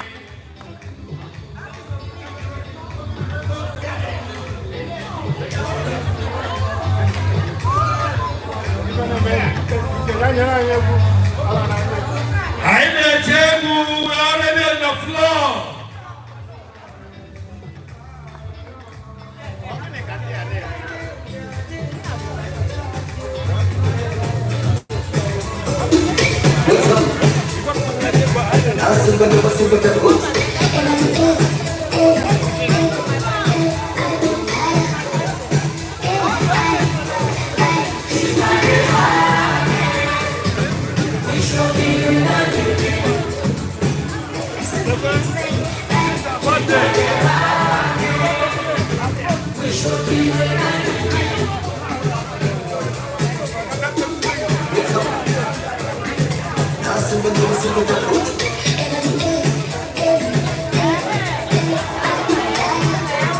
While we are celebrating, we are also celebrating the mothers in the house.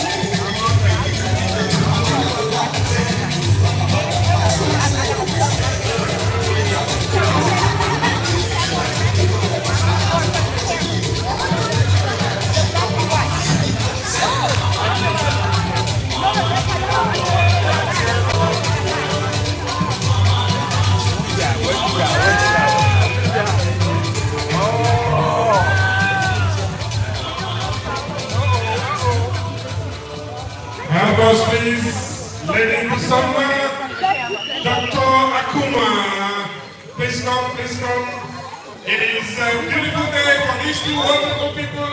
Today is their special birthday. Please join us as we wish them a happy birthday. Happy birthday.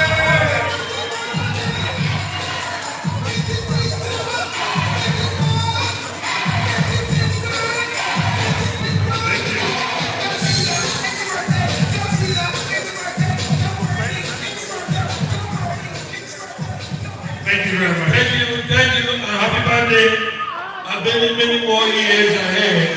A wonderful one.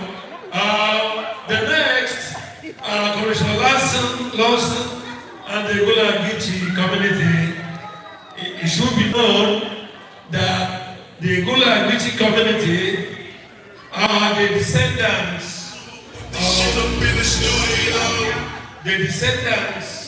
of our ancestors who refused to be enslaved. Some of them who came out alive after that spiritual day, some of them they settled here, and the Gulagiti community are the offspring of those our brothers who actually defeated the enslavers and choose to go back to homeland in Nigeria. Their parents, they are those that came back from there, now have their own family here. And part of what we are doing in coming to this community is to really reconnect with them, because we belong to the same community, like the regent said earlier. So we are home and they are our people. Commissioner Lawson, we are here for you at this time, and the Gulagiti community.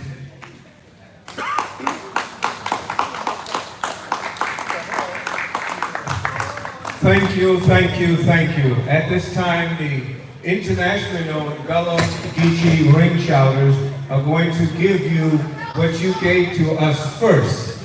It was there in Nigeria that most of these individuals up here that come from the Igbo, and I told the story last year, so we'll make it brief because we know I want to enjoy so much of the culture that's coming in the near few minutes, is that was to my 95-year-old mother.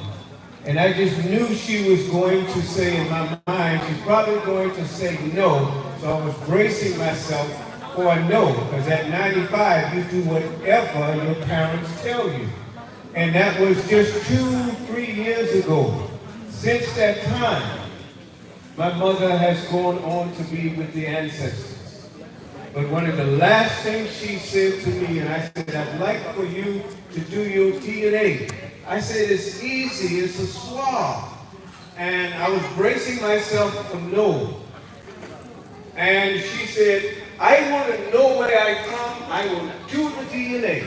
So I stand here today as an ambassador to the world, as a mayor pro tem of the city of Darien, Georgia, and been invited by His Majesty that's here today, that I am fully DNA with Igbo, thanks to my mother, allowing that to happen. So we're going to present what came across the water through enslavement, and we kept the Igbo alive. And some of those that survived, as they say, there wasn't suicide, but they survived. And when they left St. Simon Island, we had Sapelo, Miss Ophelia back there, myself and others, they came to the other plantations.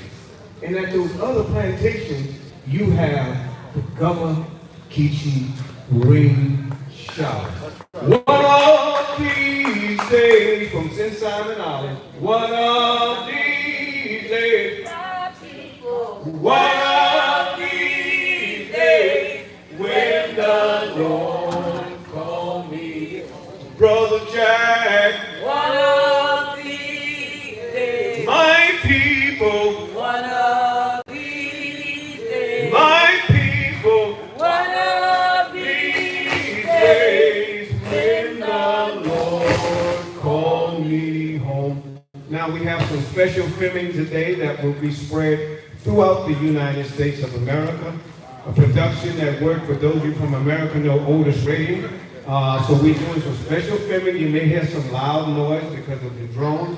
So in a few minutes we hear, we wanted especially to do this and got permission to do this filming along with the Igbos that's spreading around the world through modern technology. So if you see a little strange things happening in noise, it's all to spread this World Igbo Festival. Is that all right with you? All right. Miss Joanne. I'm gonna be out there. How are you doing out there? All right. Yeah, that little funny talking. Well, I can't speak correct English, but I'm not doing that. Dang, who else is? Now look here, we go into various churches on Sunday morning. We come up with the one up. We say, how about that religion? Now we've gotten so much mystical. We say, oh, it's just so sweet. We don't say them like that. We say, how about that religion? How about that religion? How about that religion? How about that religion? How about that religion?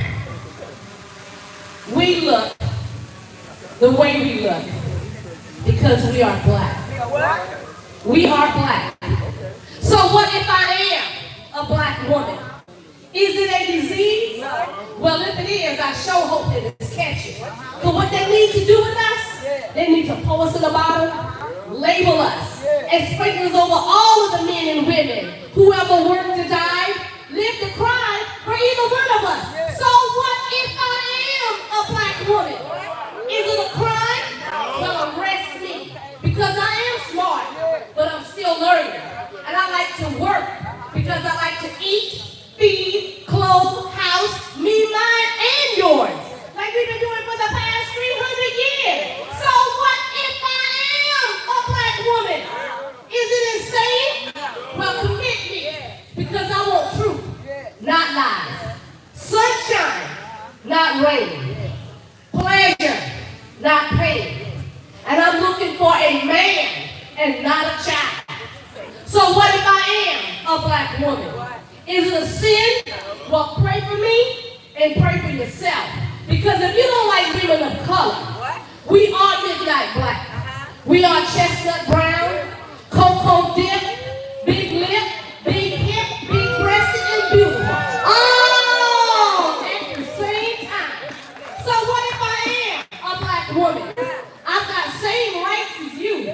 I've worked for them, died for them, laid and lied for them on every plantation, from Alabama to Boston and back. So what if I am a black woman? I've got same rights as you, but I love me, and I want you to love me too. Because I am as I've always been, near you, close to you, beside you, caring, giving, and sharing. You're a black woman for over 300 years. Love us.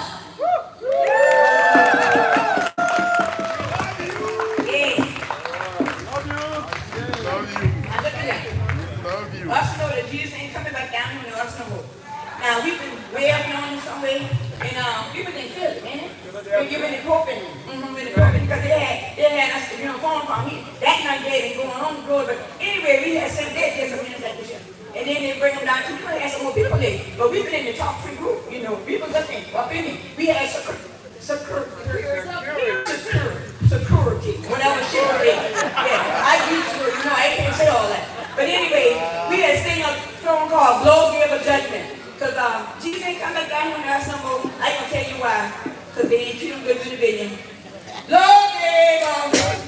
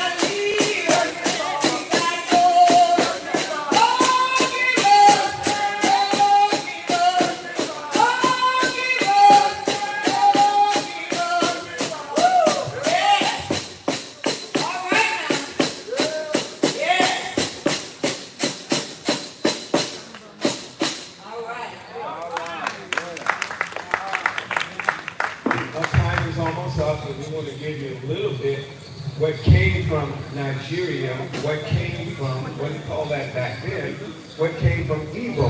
Igbo has been around for what? El-Rufai. Now we're going to give to you, and we tell to Americans, and as we travel, I got friends here from Canada today. We did a 3-day tour in Canada with my Canadian friend that's here. And this is what we teach. We did not create the movements in this special polyrhythmic beat. That came from Igbo land. That came from West Africa. We don't change that for love or money. So what we do now, and I'm going to ask the group, if you don't mind, change your stance. Can you go over that way some? Because I don't want to block His Majesty's. Just turn the half circle. There you go. Half circle that way. There you go. There you go. Thank you. And now we're going to give you that beat.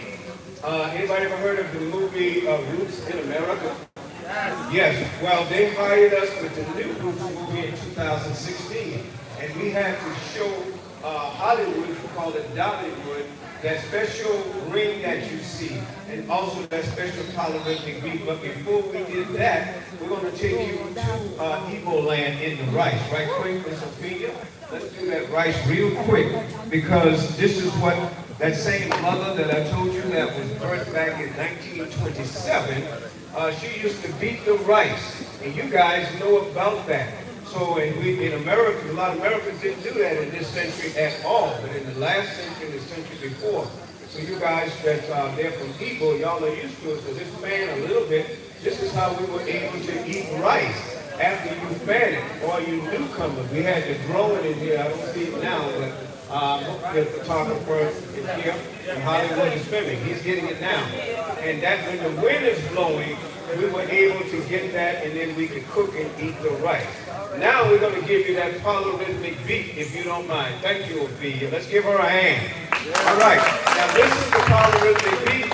This came from Africa. The ring shout came from Africa, and we're going to train it to you as we did in Hollywood. Are you ready? Those of you might already know this one, but see if you can patent it if you don't have your cameras going. We're going to give it to you. Are you ready? And they banned the drums, so we don't have the African drum. That's the only reason on the slave plantations they took it away. So here we go. 1, 2, 3, 1, 2, 3, 1, 2, 3, 1, 2, 3, 1, 2, 3, 1, 2, 3. Now, the street band, they banned the drums, the street band. 1, 2, 3, 1, 2, 3. Now, the wash board, the wash board. 1, 2, 3, 1, 2. If you notice, it's all the same beat. If you notice, it's all the same beat. Now we said it to the Igbos that's here that travel from around the world, and we smile with that because, believe it or not, we tell everybody everywhere we travel in the world, can you believe it? Hollywood paid us to teach them that. Give yourselves a hand. Now, we got these two ham up in here, because these young men going to show you, in the olden days when our ancestors were coming up, them young boys ain't going to work, learn no Bible verse. Now it's really, in my house, you got to get up on something when you got to go to church, or when we going to church. That little boy right on there, he going to tell you all that. Sorry, whoa. Sorry. So they would go with the older folks out and you know, the Holiday in Parliament, or cross tie, whatever it's called. And they would sing a song, and the music would they do just what the music says. Yeah. Got my letter. Oh yeah.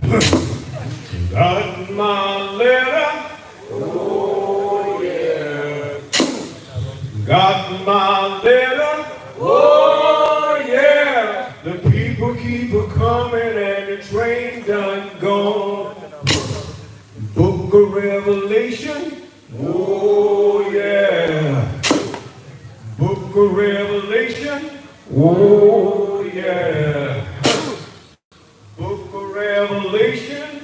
Oh yeah. The people keep a coming and the train done gone.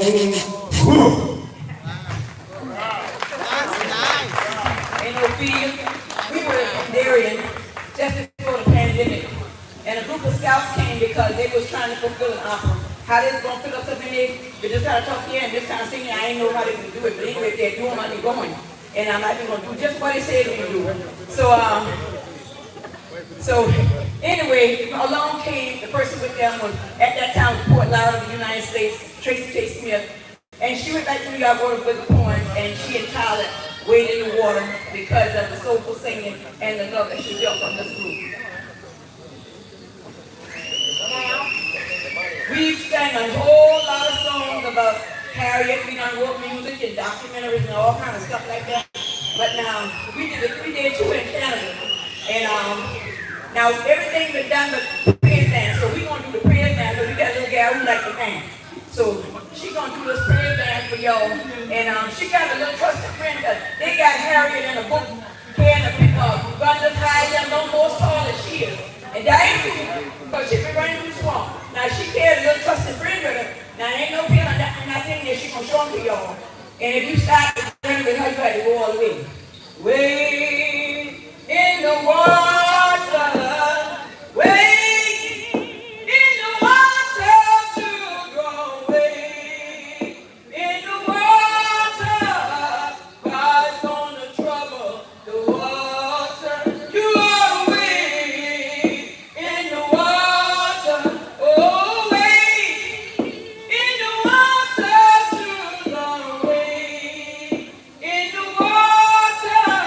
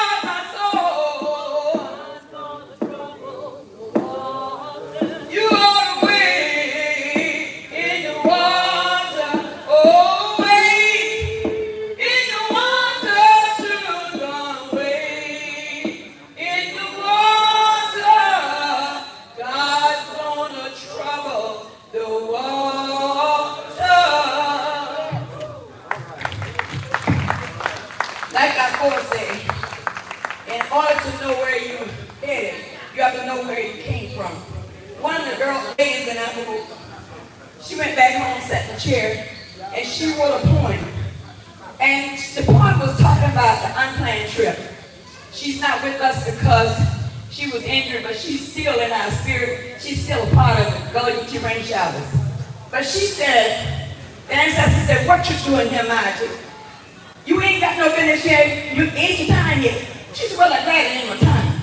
She said, but it was a beautiful day in our village. Up in the sky, there wasn't a cloud showing.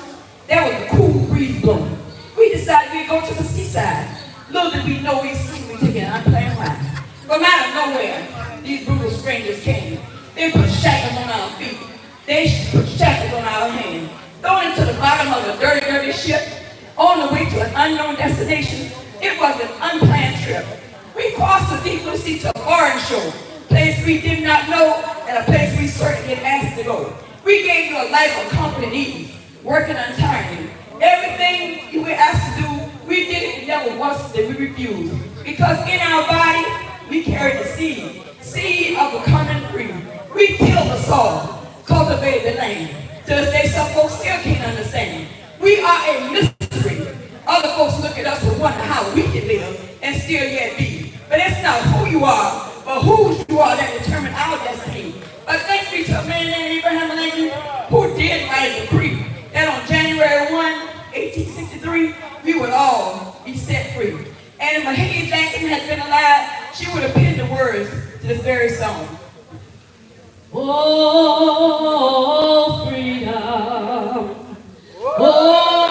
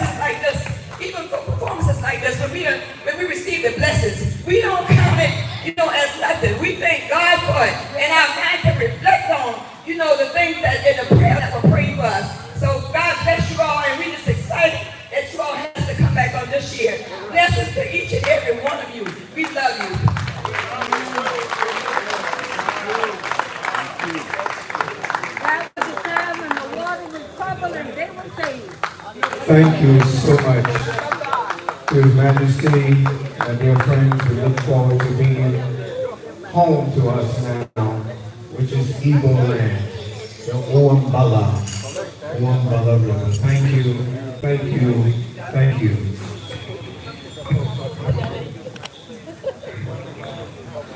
Yes.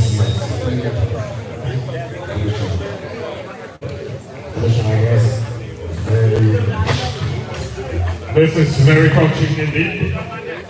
If there is any blood flowing in your vein, what we just experienced is indeed a moment of reflection. This is indeed a moment of reflection, very sober moment, so very, very touching indeed. What an honorable day to be experienced this. We want to thank the Gichi for this presentation. Gucci, for this wonderful presentation, touching indeed. Put our hands together.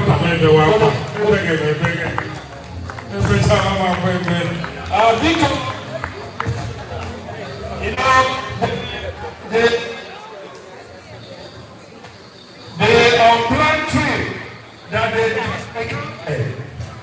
is another way to say that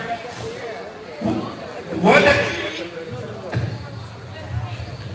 the action of those from Arab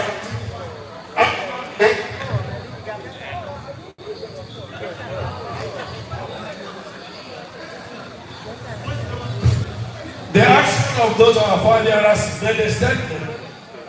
And the story is that after that incident, telling the enslavers never to go to Igbo land again because it will not be productive. If they are not going to get advantage if they go to Igbo land to recruit slaves, that if they go, it means they will not, it's not going to profit them. So that statement, by that action, actually, I know I have a team of historians here. Actually, they begin to look at the Igbo as refugee slaves. They begin to give them names and reduce the encroachment of the enslavers into Igbo land. So it's a very great story. And with that said, we're going to introduce the next segment of this. I remember, back to you. Chioma, introduce our lady of the time. Ladies and gentlemen, it is the moment for the Lady Busama and the cultural fashion show about to begin. We told you today is a night of entertainment. We still have intellectual matters to come. Let us unwind. As we unwind and get these things out of our blood, then we can now sit down as we eat. We listen to the powerful messages that are about to come. Lady Busama, as we get ready for the fashion show.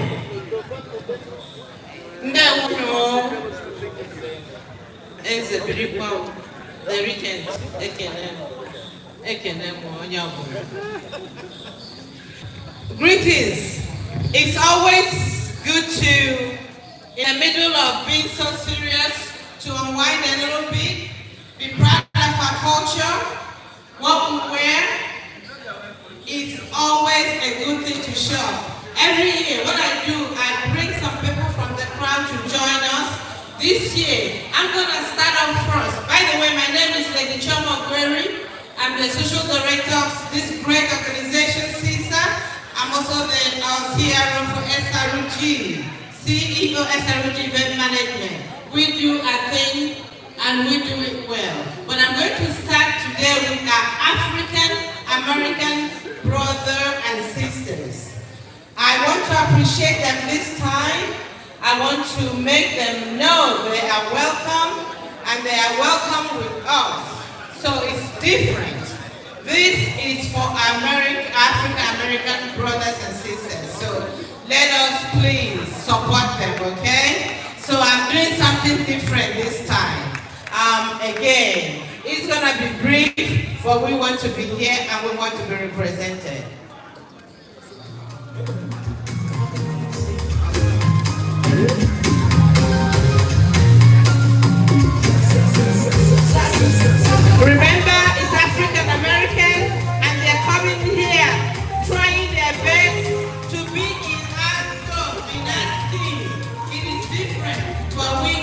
call them today. Please, ladies and gentlemen, a round of applause and a family. Thank you. Following in the African American spirit, there we go. We are here in Brunswick, Georgia, and we're going to make it happen tonight. That's right. That's right. We move with grace, we move with poise. That is how we do our thing. Our thing is different. That's correct. See how proud she is? Showing up in that attire. Blessings, my sister, blessings. We got, whoa!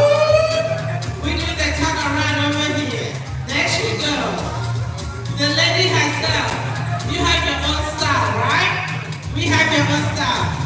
Oh my goodness. We're going to top it up with the sassy Miss Lady, the sassy lady. We're topping it up with the sassy lady. See, she is so proud to be in there. That is African as we get. This is an African fashion show. And this is for the African American brothers and sisters.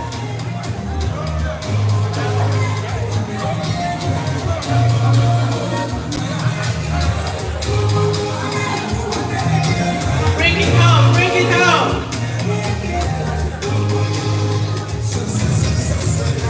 Where is the gentleman? He's got the swag. Doesn't he have the swag? He has the swag. Oh my goodness.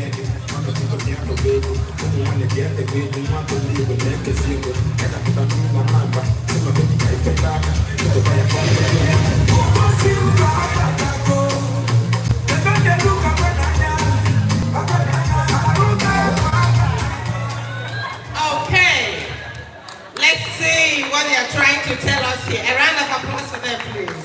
It's not easy, but they are doing it. Okay. Joyce. Okay, this Joyce. Kaduna Janice. Kedunu Janice. Sorry, Hopu.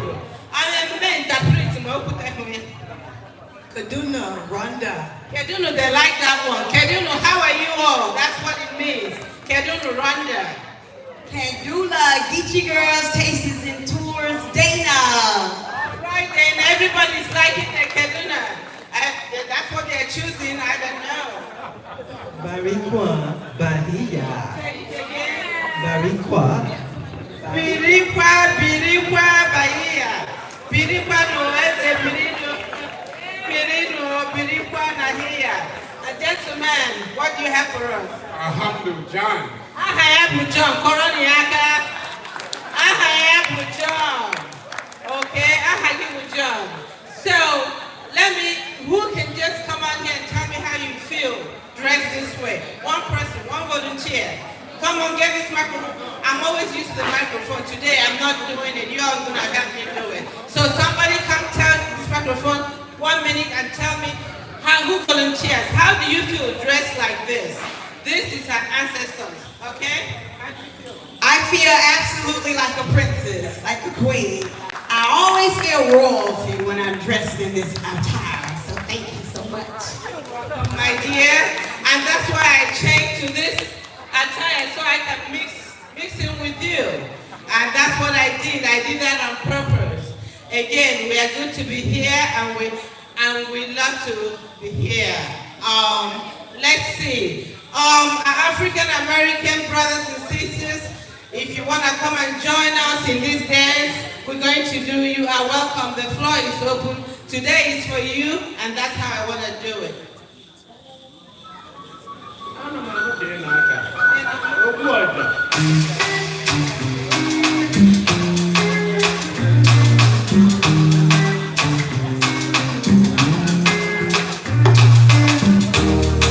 Gini katacho, imana chupa kasiko, ona lumi, ile lumi. What am I looking for? That's right. Come on, Costa Rica. Come on, Costa Rica. Come on, Costa Rica.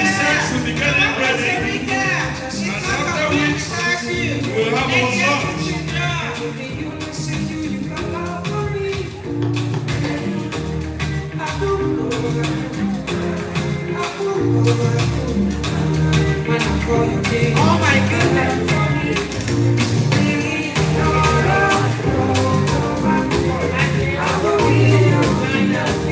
Appreciate them, please appreciate them. It's not easy. Appreciate them. It's not easy doing this.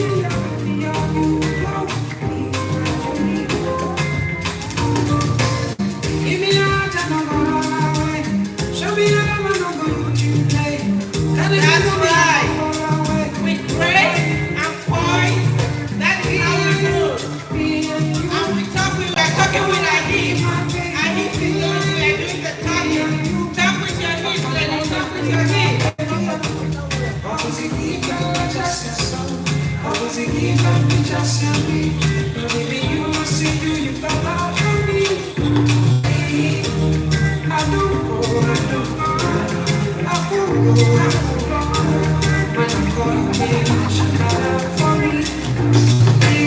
Let's show some appreciation. It's not easy.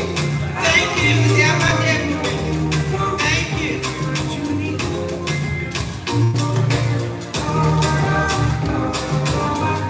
Yeah, that's right. We are honored friends. Appreciating us. God bless you.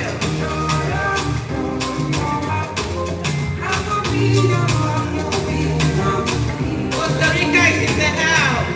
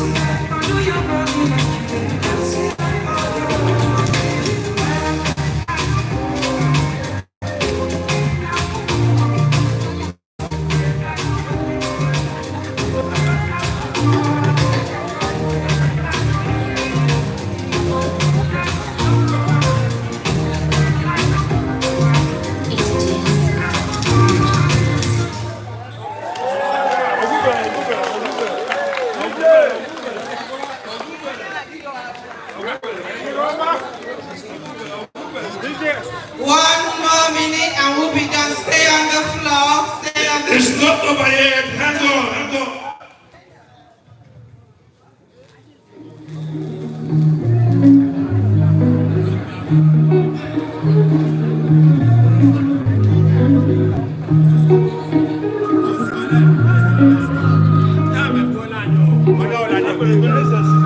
Yeah, quickly, let's do the next one.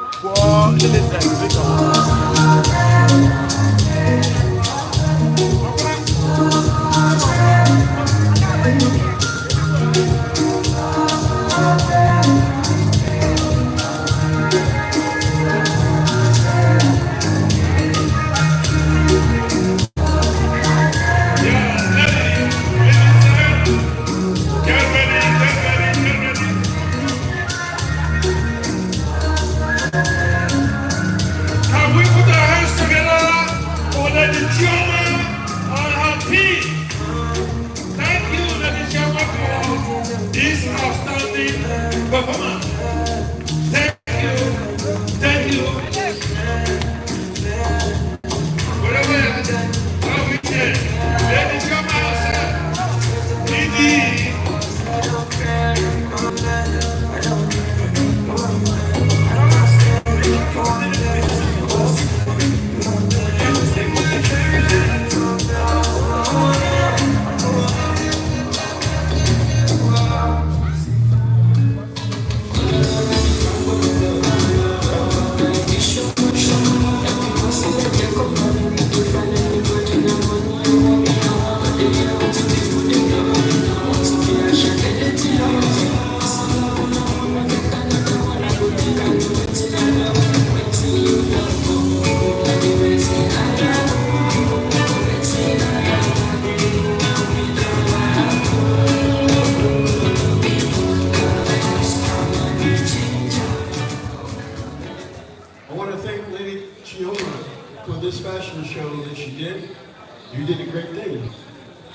Lady Chioma.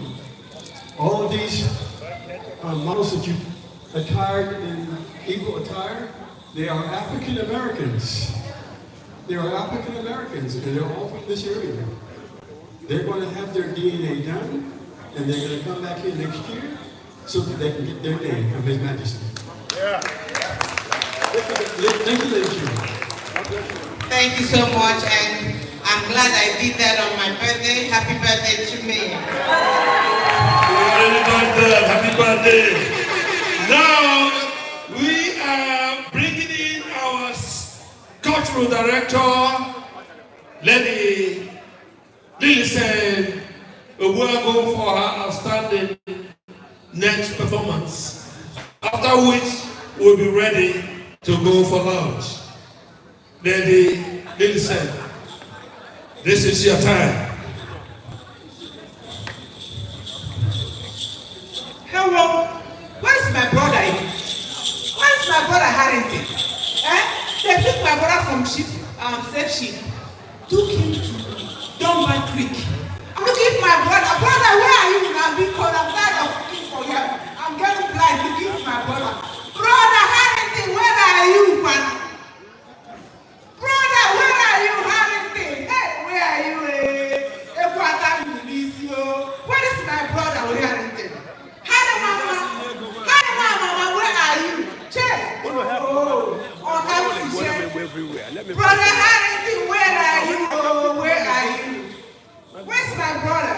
Okay, well, I'm still looking for my brother since I don't know where he went. I have to dance now. I have to dance because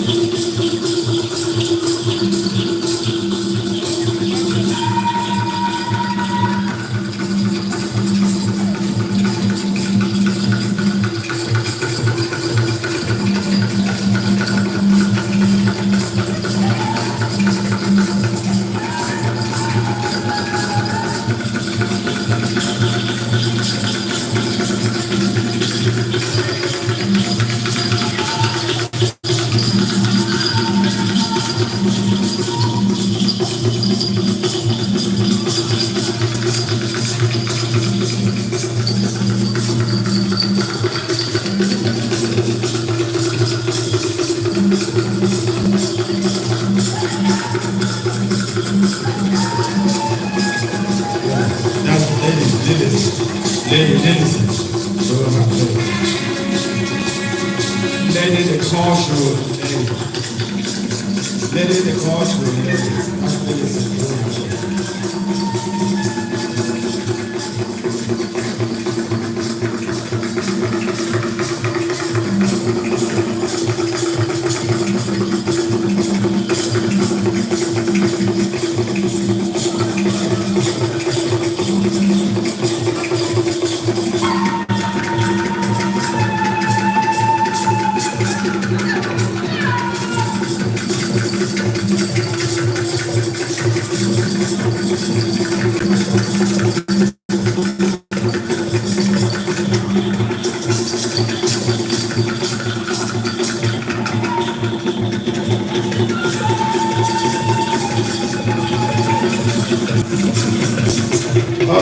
Okay, Lily, let's take it short.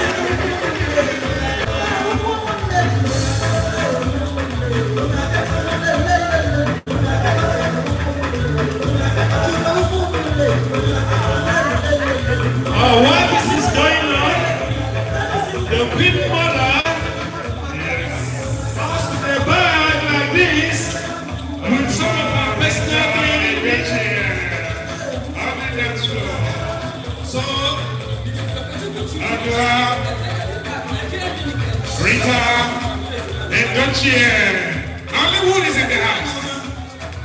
Hollywood is in the house.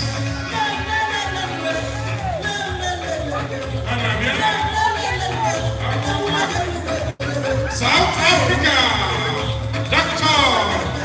Informer, Obi, all the way from South Africa. Jason the house.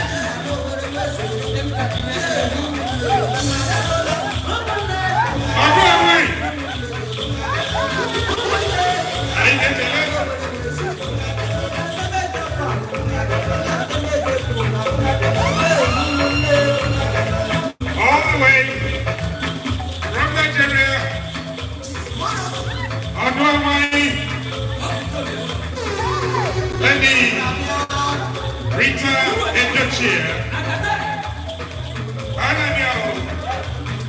Sister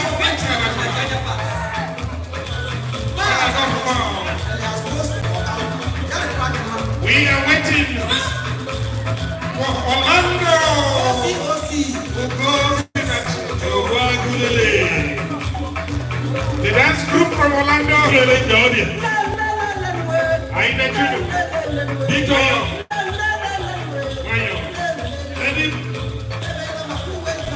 beautiful. Beautiful. Beautiful. Beautiful. Orlando, Florida. Chief Professor Chambers. Your time. Agony on the floor with our lily. And Prince and Obolo. Really, the crowd here at Asisa World Igbo Festival 2025.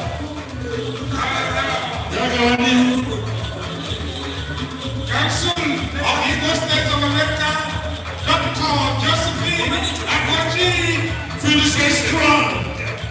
President is strong.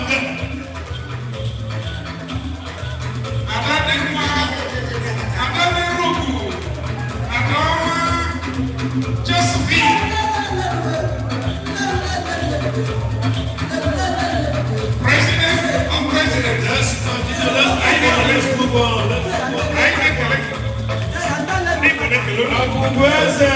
From Orlando, are you ready? Getting ready? Are you getting ready? Are you getting ready? The Orlando team, start getting ready. The Orlando team, start getting ready.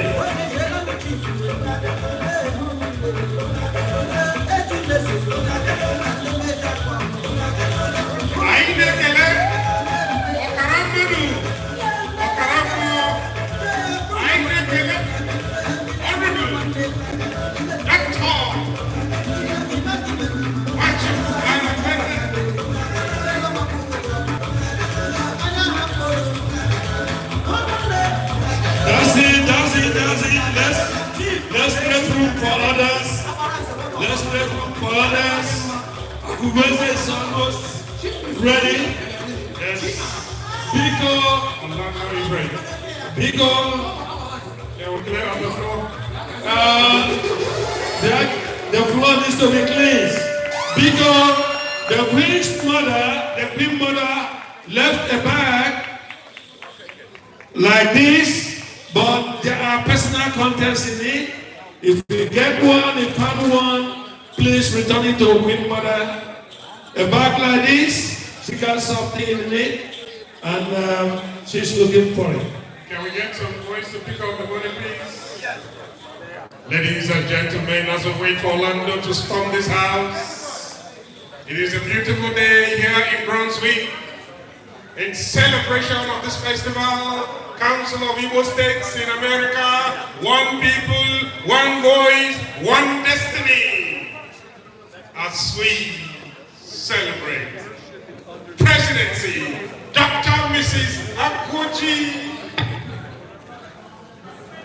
Honorable President of Presidents, Nzukọ Katara State in America, Onye Sinachi, Nzukọ ndị Igbo niile state by state.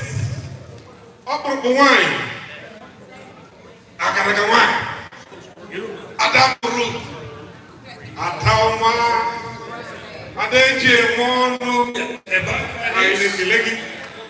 but she's looking for it and find it, people that needs it, please. We go praise a group from Orlando. I follow the group that is introduced to us by our own. So this is their time, and we really need them. We want them to consolidate. We want to consolidate with them so that they will be performing with us on a yearly basis. Indeed, it has been an evening of experiences. The cultural performance, The Gilaguchi performance here was really emotionally touching. The naming ceremony was overwhelming. The Obo will actually introduced Dolando to this group, and if they finish today, we will make sure we continue to work with them. And this is their moment. I hope they have their music together. While that is going on, people can go on and eat.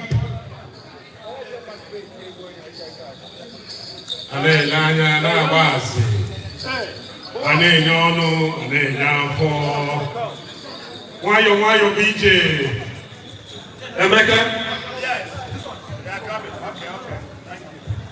Beautiful indeed. No dull moment, Mr. DJ. Slow music down as we talk. We're celebrating the presidency of this wonderful woman. You know, CISA is a special organization. Before the election, we know who the president is. A succession of immense magnitude, the way all things ought to be.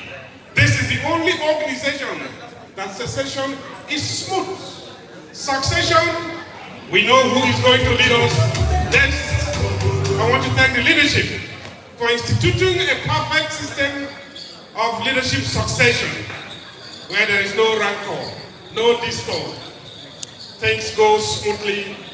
As we prepare for the incoming next year, we are hoping and wishing that the new incoming next year will continue in the journey, in the steps, and continue to rise.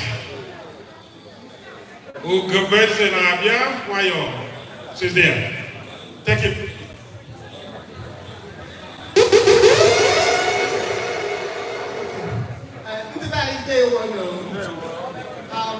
I just wanted to introduce our group. This is Ugobese dance troupe from Orlando, Florida, the Disney World city. Okay, we're here today. We didn't know about this organization, before. So, but our very own Oba Odesbeko of Abagana, Orlando, introduced us and said we should come here, So, we are so, anyway, a little disappointed because he didn't show up because of other engagements. But we are very much welcomed by the members of this organization. We love it. We did feel it so much. But I want to say one thing before I introduce my group. I would like us to publicize this, this association more. Like down in Orlando, I don't think, other people know about it because it is a beautiful thing, bringing Black Americans together with Igbo people. It is a very beautiful thing. That's right. Please, I encourage it. That's right. Let's go on and publicize it more. It is to our people. And these young people that are coming here, they don't just love being Nigerians, they love being Igbo. They love it so much. So I encourage you to support them. Okay, I love you all, I love everything. My name is Obio Kompo from Orlando, Florida. Yeah, Mrs. Obio Kompo, we're happy to have you. Please don't be disappointed. Obo Desibonyechi, he's my brother from Abagana. He was the one that introduced you to us, and we're glad to have you. Please do not be disappointed. Abagana had their function convention last weekend. We were all there in Houston, and he said to me, my sister, I promised you I will be there for you all the time, but this time I cannot close my business back to back. So he did support us with his presence by bringing you to us and giving us the person that catered for our food, and then he did put some money down. Please, what do you say now? You happy? Yes, I'm very happy. I love the way you guys welcome all of us. You make sure that we have our rooms. We are so happy. We are so happy. That is why I want more people. I want next year that this hall will be full. That is what I would love to see. Please send your delegates all over the nation so that they bring Igbo people. And so that these young people will be encouraged more. They love Igbo, they love being Igbo. Thank you so much. Thank you, Obio Kompo. We will make you the ambassador of CISA in Florida. So I'm going to give you that assignment starting right now. And we will talk about it later. Okay, are you already Ugobeze? We are Ugobeze Dance Performance Troupe from Orlando, Florida. DJ, you have the music. Let's go. Please, the time is against us, so we're going to condense the rest of the program. So whenever you come in, you do your thing and you go quick.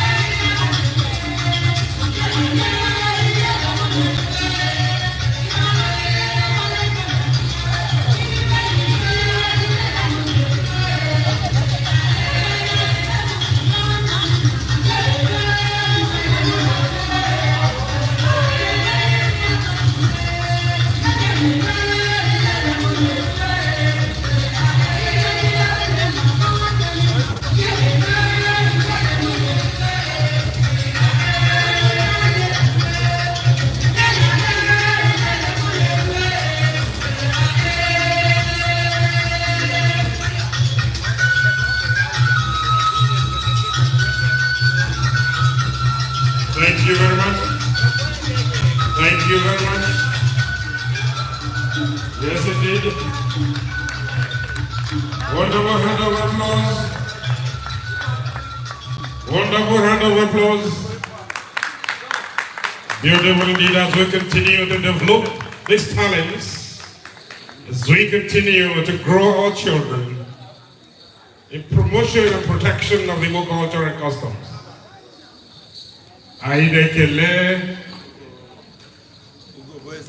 Ugobweze, all the way from Tampa, Florida. As they continue to train this unite, Orlando, Florida. Sorry to that. Orlando, I didn't know Florida. Oh, 3 years. Oh, not one year. Tampa, Florida. You know, when they see us all, they think everybody is one and the same. As long as you're a black man, you're an African. As long as you're a black man, you're an African. Onyegurugwa or Peter Tosh. As long as you're a black man, you're an African.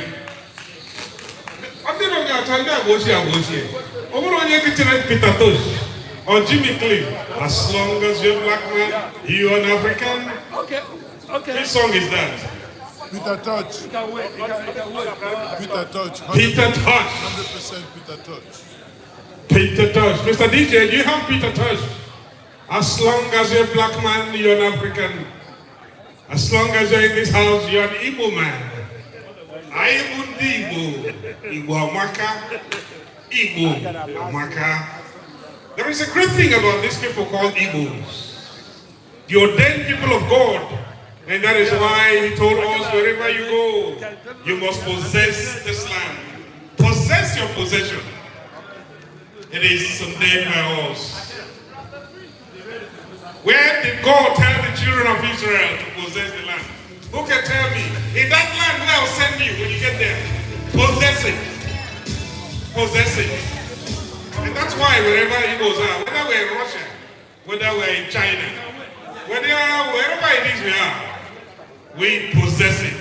In Afghanistan, in Pakistan, we possess our possession because we are the children of the giving light God possess. We develop wherever we go. We don't just take and go. We're not the Chinese. We are Igbos, children of the living God. Honorable Akira, as this house is getting cold, you have to come and warm up this place in a few minutes. But Igbo, dịka onye eze na onye isi anyị na-aga n'obe arịzabụ ha ka ha kutu ihe ọnụ. Ọ dịkwa mma ka anyị na-ekele ndị nke si London bịa, na-ekele ndị si South Africa bịa, na-ekele ndị si Canada bịa, na-ekele ndị si Nigeria bịa, na-ekelekwe ndị si mpaghara niile dị iche iche n'obodo a. O nwere ndị si California, e nwere ndị si Boston, e nwere ndị si New Jersey, e nwere ndị si New York, e nwere ndị si ebe niile dị iche iche, ndị si Michigan, ebe nsụtụ kwụsịrị, na ndị Ohio nọ ebe a, ma nke ka nke ndị Michigan.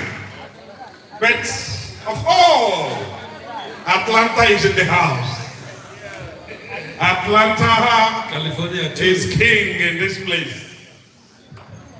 I am in the Atlanta. Well, we are in Georgia, so if Atlanta is here, we are in Georgia. It's 5 hours away. 5 hours away. But ladies and gentlemen, I was told Atlanta haven't moved because we are in Georgia. I want to assure you, Mississippi in the house too. I have been briefed by the Queen of Nollywood in the house that your information has gotten to Nollywood. She just told me to tell you that what you are doing here, Nona Masindi Nigerian Igbo. Anoge Burakuka and Bukara in Nollywood. Kamari Hageme, Kaimike Kota Lanya, Igbo land and land. Kogabu, Bob Lozaina, it will be the center. That is what she just told me. Come go. Adade Bomaye Kelege Makanka. Akila is a short one now. We're going to have Akila on the floor before we proceed so that people can eat. And those eating can come around and dance it out and get ready for the academic presentation or the paper presentation that still talk about why we are here, that still talk about who the Igbo is. I know we talk about who we are yesterday and we're going to talk about it again today. Those are something that will be coming. Akila will wait in with your music, so that we can have some movement on the floor while our presenters are getting ready. Ndị na-agbakwa azụ na-agba, ndị na-ahazi ihe na-ahazi, ndị isi ma regendo ma His Royal Majesty and our distinguished President and leaders of CISA are all here. Today is our day. Today, those our ancestors are happy that we have finally reconnected. We have finally reconnected. And from what we are saying, in the nearest future, everything will be different. The reconnection will be cemented. And Mandi no no, Mandi no new Jesus, Mandi no nama. I didn't get a wuzu. I want to tell you in a Catholic church. Him with him. I was I did one day and one day. I don't know. And then will be angry. Nindo chabira me I ejile waya na eme poso ya. I ejile waya na achota ndi nkani ebe ha no. Boganeto Hana, I can want to say, young Hammers in the womb. I can if you're ready, this is your moment. Over to Akela, please. Hello. Igbo kwenu. Ndị Igbo ndị mmadụ ka na-eri nri. Egwu a ga-agbakwa ya agba. Nna m ukwu. Ndị mmadụ ka na-eri nri. So agara m isi ka ikutupu okwu si mụọ ka ndị mmadụ eritupu nri. Ọsị ma egwu m ahụ egwu a na-eri nri. A na-agba. Let's give ourselves a moment to eat. Maybe in the next 7 minutes, we'll be ready to come and do the needful that people normally do after eating. That is, disperse part of the energy that just be eaten.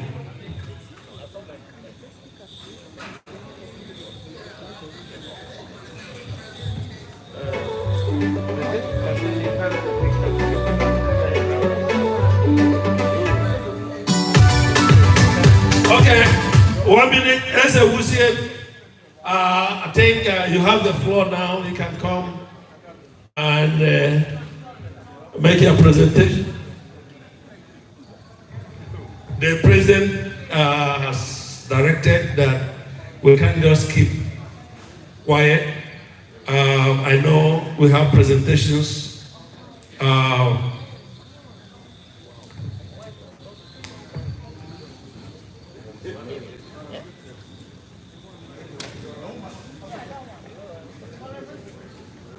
Honorable, I know you've eaten. Can you talk to us? The president needs said we should hear you speak at this time. Thank you. Thank you. Hey.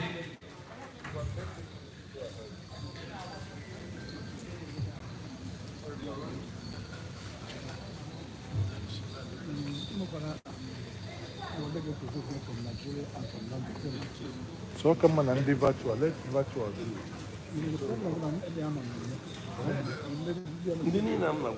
doesn't matter now. They are talking. They are not. So in the virtual, I said, okay, you are.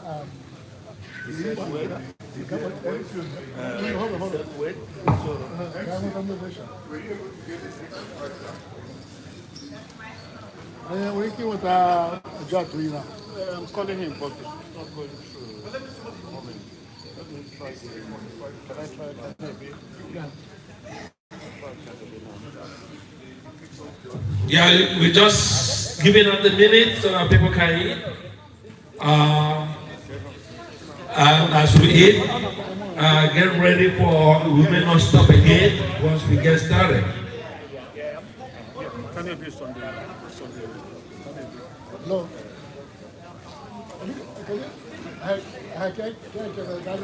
Can you just Zoom? Okay. So I'll do it on Zoom, right? How do I get Yeah, we're getting ready. We want to go visual at this time while we're eating. And so get ready. We are still complete. While people are really eating, we go visual and see some of the things that we need to see. So our own elder Amadou is putting that together.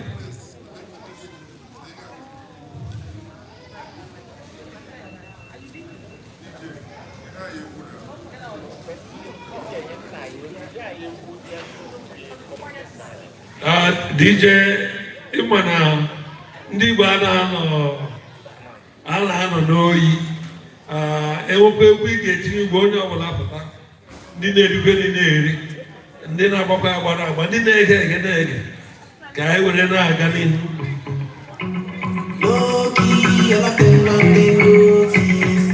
I'm not joking, all my guys them know me. Since 06, I've been writing this story. I know be OG, but if you ask them know me.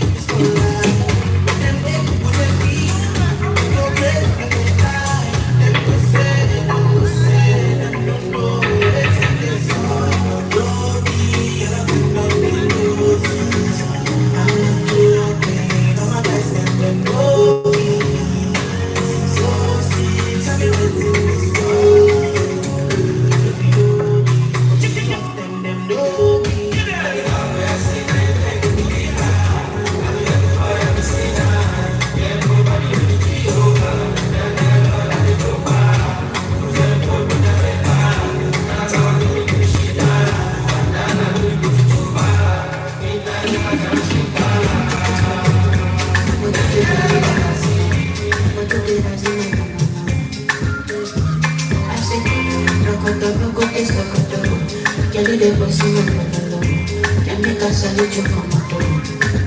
Que le que balanceado, pa' que pepa, no me tu Diego, ma Maradona.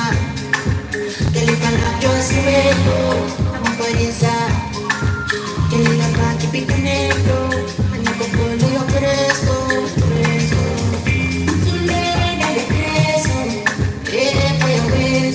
Una copeta y el beso, no te voy a beso. Soleta de preso, copeta y el beso, copeta y el beso. Mamá,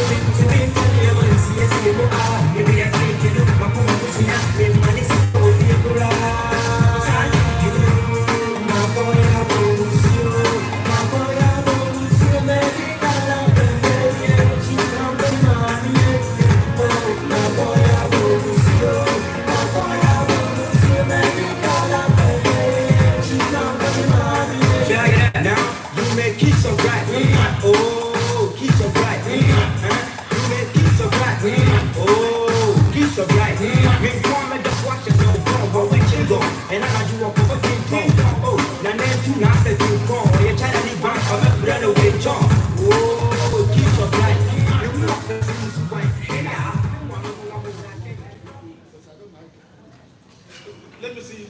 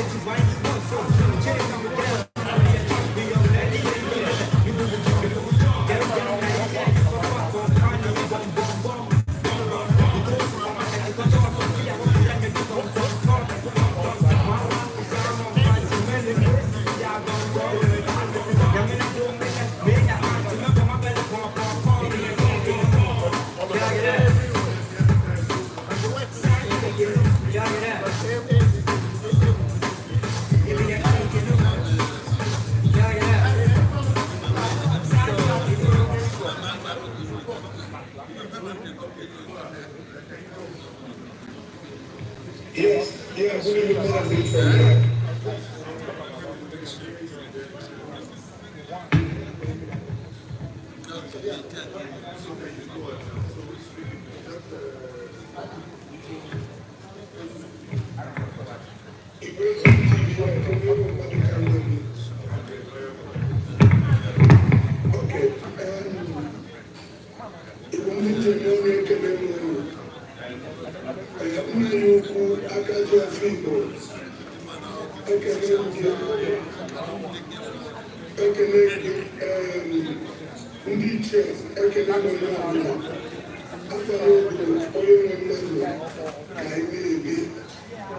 You can now listen to the video, the visual part. It's still about reconnection. Igbo, especially in all the regions in Nigeria, and the one we are doing here in diaspora.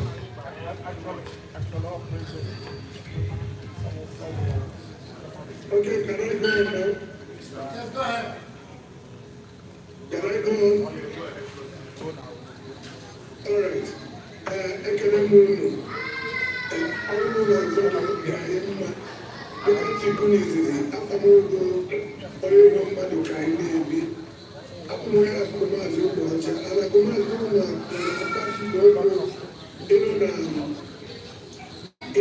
Delta State, the Keynote East Local Government Area in Delta State. I'm only seeing under association for cultural organization. Get when I was for some each chicken believe can do to. I didn't almost system. Even a Nigerian, even the one had about divide and rule strategy. Like, the one needing food. Say that all your crazy cost things. We basic many of us out of the place of Holocaust state. We do propaganda, we go to states. Ada putamu si na abu ndị Igbo, kote na abu ndị Igbo. Mana a na-aza Uche, a na-aza Chukwuma, a na-aza Isioma, afafa a na-aza Village Chukwu. Idewa anya omenala ọdịnala dị na befa ọ Igbo ka ọ gọzi. A na-atụ afịa na-anọ ihe niile eji mmadụ Igbo a na-eri ji, a na-eme emume ọdịnala na omenala niile ndị Igbo na-eme, mana a sị na abụrụ ndị Igbo. Ijewe na-ikwere nke dị na Igbo dị na Rivers steeti, Ọka Nkụ, Delta, Ọka Nkụ, onye mba wee ndị ihe a na-eji oyibo kpọrọ identity crisis ebe o metụtara ọfụma. Anyị nwa wee ba njem kamgbe 2018 wee bido gbatawa ozi ọma ụmụnne ịdị n'otu. Consider ọ dịrị ọzọ tụọ the 2018, 19, 20, 21, and 22. This year, even the year of the Lord 2025, ọtụtụ ihe emego na ndụ anyị iji wee gosi na eziokwu n'ezie na ndị Igbo, ndị n'ime Igbo niile ịnọ out of South-East achọpụtaga eziokwu na ndị Igbo. Anyị ha niile ekwerego. Anyị niile jikọrọ aka wee na-arụ ọrụ iji wee defeat our woes in this show of Nigeria. Number one, we have to consider where everybody teacher, if we need to do to.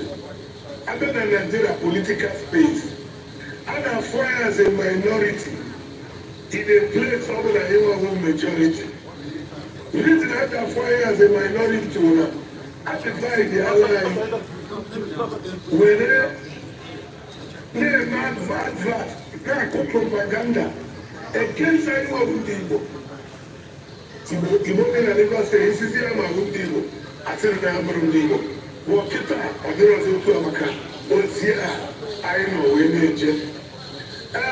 I'm making Makoyuni in Lai, Makadana. What I kill over them, Nabi, Njenje, Abakonzo. What I kill over them, Nabi, not Abakonzo, the Obviously, I get into it, Makanai, for no meaning of thoughts. Obviously, I get. I can't do any Josiah, native potato and man. I'm making the owner. I don't want you here. Who would take a car? After 2 years, they're going to see. In the Nigeria today now, I ain't sitting here. The National Assembly submitting the memorandum one of a capacity adjustment.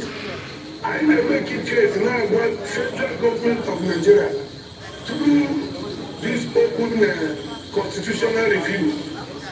That review of constitution that will enable us get every of our land, every of our family that were taken away, seated away from us back. A place like Kogi, a place like Benue, a place like Edo State, everyone to family, even indigenous to that state, even the indigenous people in that state. I went on your Makanani proposal 30 a day. I got first, second, and then a public hearing. I enjoy. Can you hear the proposal adjustment? All 9 million marginalized under North Central. I want you to hear back to the Southeast. All 9 million states, like a place like a market. A place like Iru, a place like Afro, and so on and so forth. I want you to tell I am in the back. I'm around Anioma because now I am an Anioma state and a great is coming to make the southeastern state the number 6 state in Nigeria so that everybody balance here, erase that regional imbalance that has been there for so many years. And this month I am coming back the month of August. I am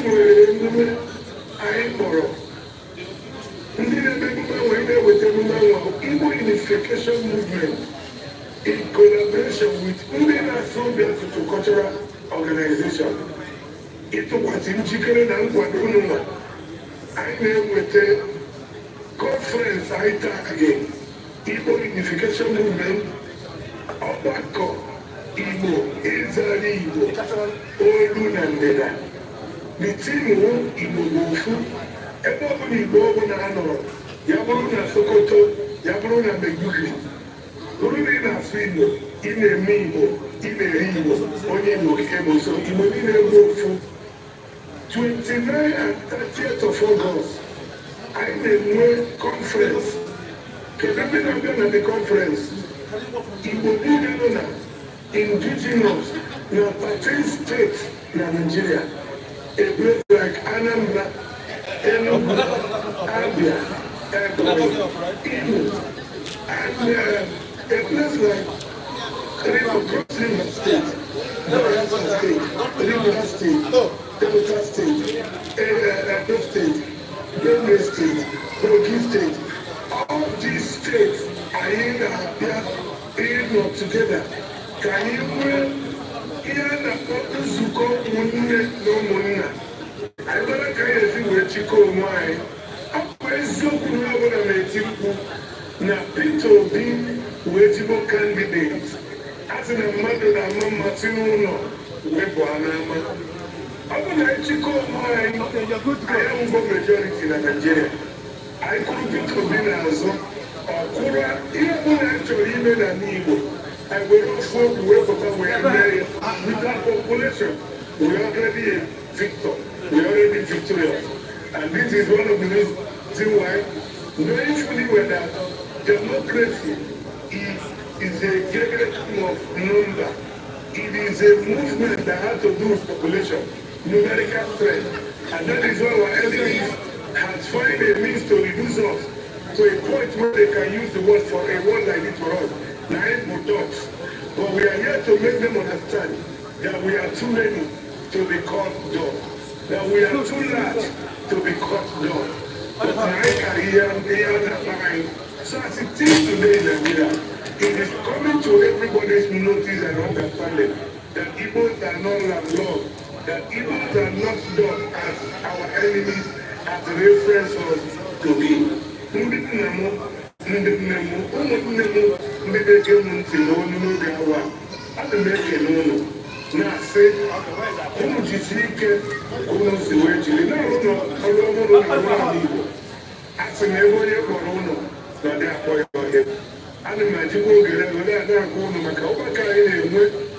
In Abia, this August 29 and 30, no kwa ike unu ka regime area we make yamma.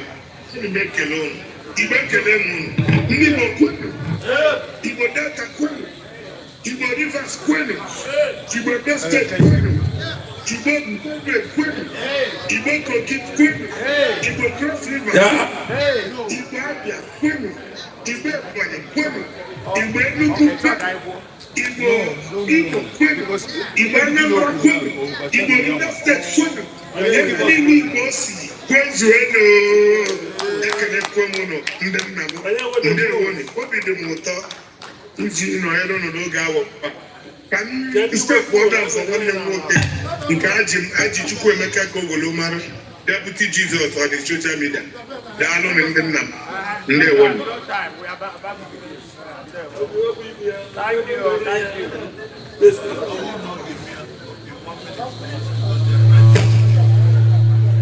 Thank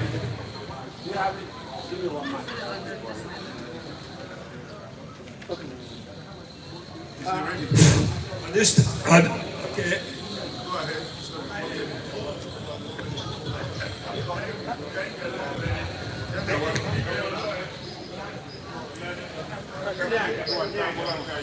I don't know whether you're hearing me.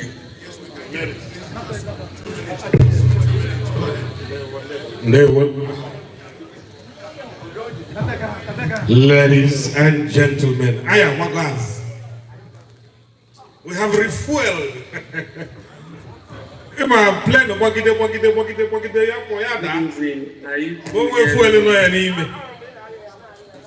want the confirmation that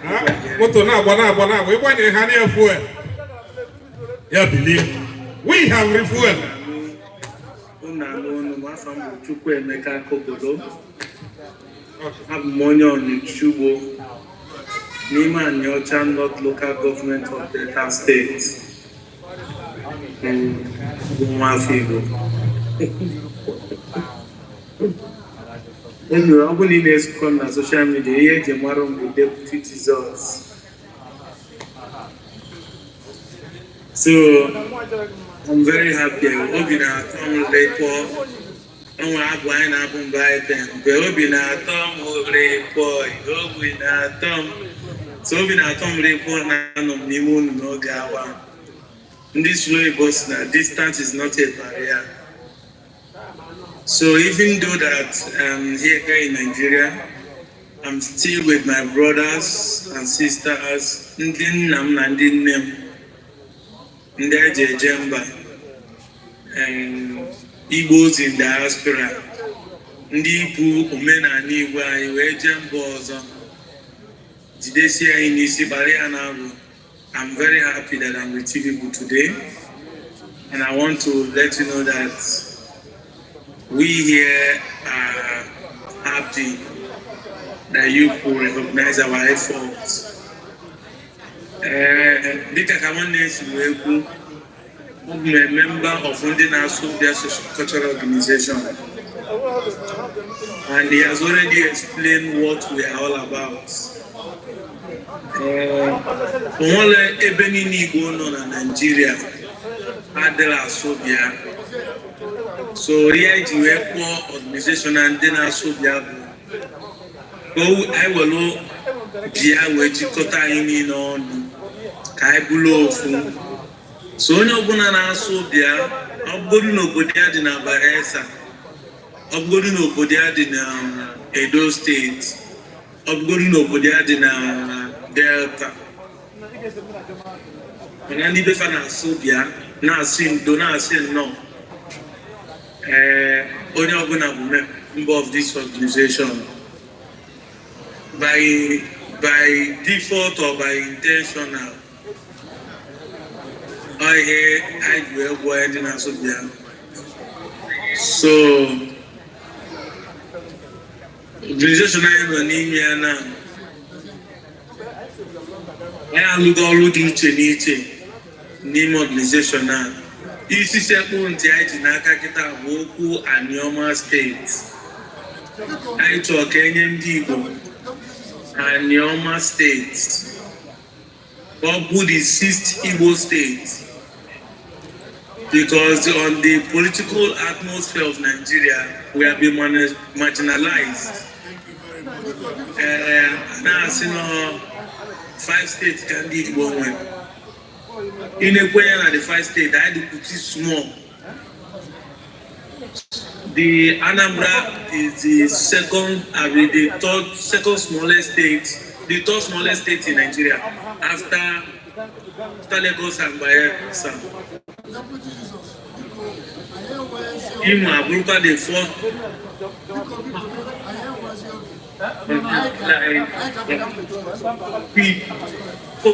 Not per population, not per economic strength, not manpower. And here to give Filiane Boko and the state, not to give. Professor Uwa, this is. I know we are converging our things, but we want to go so that we can keep our agenda.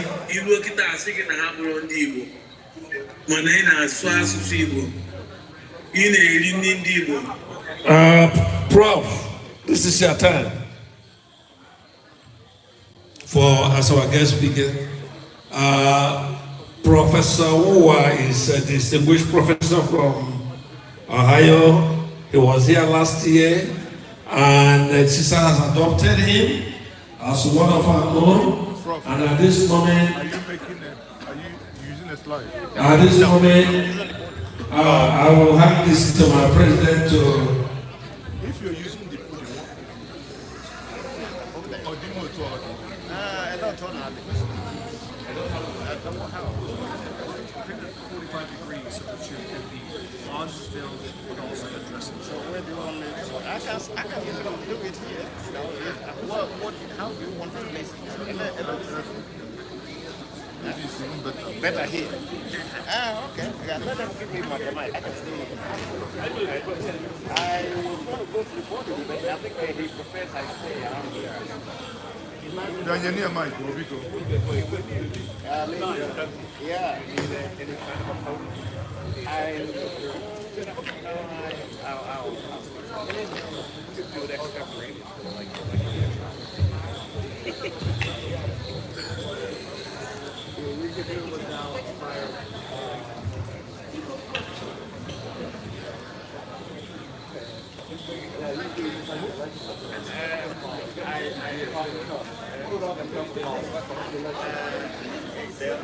Thank you very much, Chief Mafo. Whatever that is worth doing at all is worth doing well. Last year we invited Professor Apollos Muwa and we did not introduce him properly. So this year we want to make corrections. Please, I plead your indulgence. Please, don't be annoyed. I know we are pressed for time, but because thank you.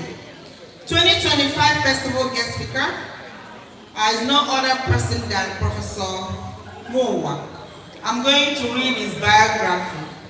Apollos Omuwa, PhD, is a professor of history and Africana studies at Bowling Green State University, Bowling Green, Ohio. Educated both in Nigeria and Canada. Dikono, I need to hear myself. When I speak, I need to hear myself, please. Please, thank you. I need to hear myself, young people. Please, thank you. I'm going to start over. Apollos Omuwa, PhD, is a professor of history and Africana studies at Bowling Green State University, Bowling Green, Ohio. Educated both in Nigeria and Canada, Professor Muwa obtained his BA in history from then Bendel State University, now Ambrose Ali University, Goma, and later earned his MA and PhD degrees in history from Dalhousie University, Halifax, Nova Scotia, Canada. He has taught for over 30 years in various universities in Nigeria, USA, UK, and Ghana. For over 10 years, Professor Moore was served as the Director of Africana Studies program at Bowling Green State University, Ohio, with teaching and research focused on modern Africa, African diaspora, and the Igbo of southeastern Nigeria. Professor Moore has published extensively and internationally, including his seminal works, Imperialism, Academic, and Nationalism, Britain and Politics of University Education for Africans, in parentheses, France has London 1996, and the Arrow Confederacy, State Formation, Chronology and Historiography, in parentheses, Gold Line Press, 2024. Also, he has completed 10 edited monographs and over 30 referred scholarly works in many reputable international journals, including Anthropos, in parentheses, Germany, Cahiers, I don't know how to say Germany words anyways.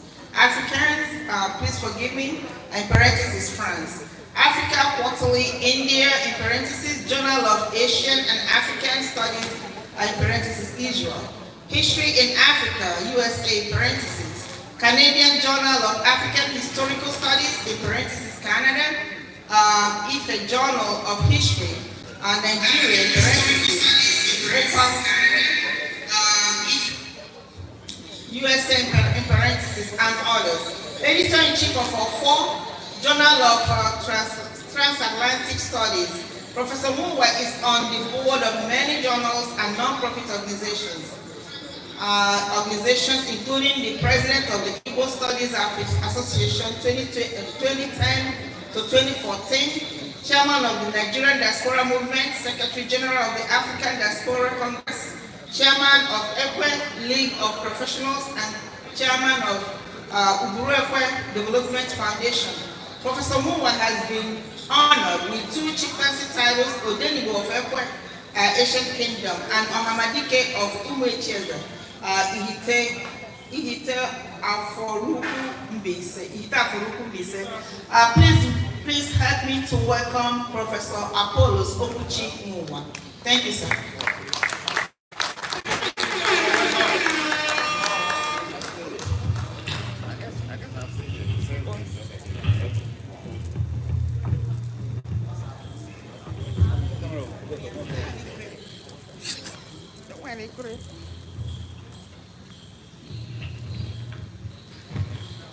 Thank you, Madam President, for that nice and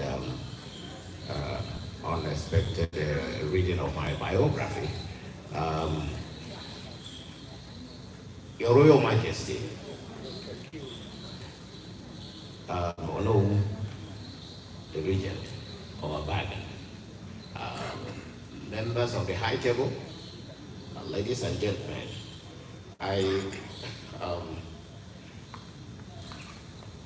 this is coming, the keynote is coming almost last, so please permit me to use as much time as is necessary. Yeah. If you want your keynote to be 2 minutes, I can actually say I'm done. Thank you, but I'm just asking you to be patient, because I'm going to talk a little bit about, I have some professional historians here with me. Professor Douglas Chambers, I think he will be doing the error checking if I make a mistake. Okay, so I want to thank Sister Executive for this invitation. This is my second keynote here. I was here last year, and when I was contacted again, when I said, maybe I said some things that were good, that they wanted me back again. So I am not going to bother you with a whole lot about the marginalization of Nigeria. In fact, Diokpa here said what I wish to lament, that he said that yesterday, and I agree with him. And I'm not also going to delve into some of the problems we have today, including the continued holding of Nnamdi Kanu. But I am going to talk about the intellectual part of what happened at Dunbar Creek here in 1803. Now I'm also going to extend that conversation that reconnecting with our ancestors here is a good thing. But I want to also put the second part of it, which is missing. And of course, since Sister has taken the lead in this reconnection with our ancestors, I want Sister to also take the lead on the second part of that whole conversation, which has to do with reconciliation, okay? In other words, reconnecting with our ancestors and reconciliation with the descendants of our ancestors. In fact, it's unfortunate that the Gala Gucci people have just left after their performance, because I would have loved them to stay and listen to what I'm going to say. And what I'm going to say may be a little bit provocative, because, as scholars, we don't whitewash things. We say them and even pose questions and raise maybe some contradictions here and then let people just make their judgment. Okay? So having said that, I titled my talk Towards Consequential Reconnection and Reconciliation with Our Ancestors and Their Descendants. And we have also talked about so much about the Igbo landing. I am not going to bore you with that whole story. But it's important to note that there is some, I don't know whether I call it revisionist scholarship or so, whereby some think that what happened at Dunbar, it's just a mere folk tale or urban legend. That how could the people do that? How could they just come ashore and then went back into the river and then drown, But I think the people who are saying this do not know the Igbo essence. They do not know the Igbo character trait. They do not know the Igbo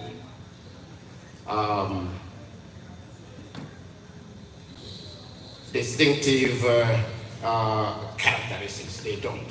Because if they do, they know that it is possible. It is possible, because the Igbo, as you see them, based on the innate or what I call something that was created in them, makes them do things that surprises everybody. I want to say that there is this thing in us that is almost synonymous with live free or die. It is the motto of New Hampshire today. It's like live free or die. That is the Igbo trait.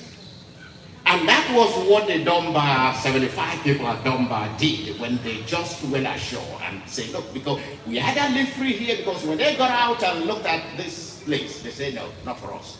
And they went back. But many of them survived.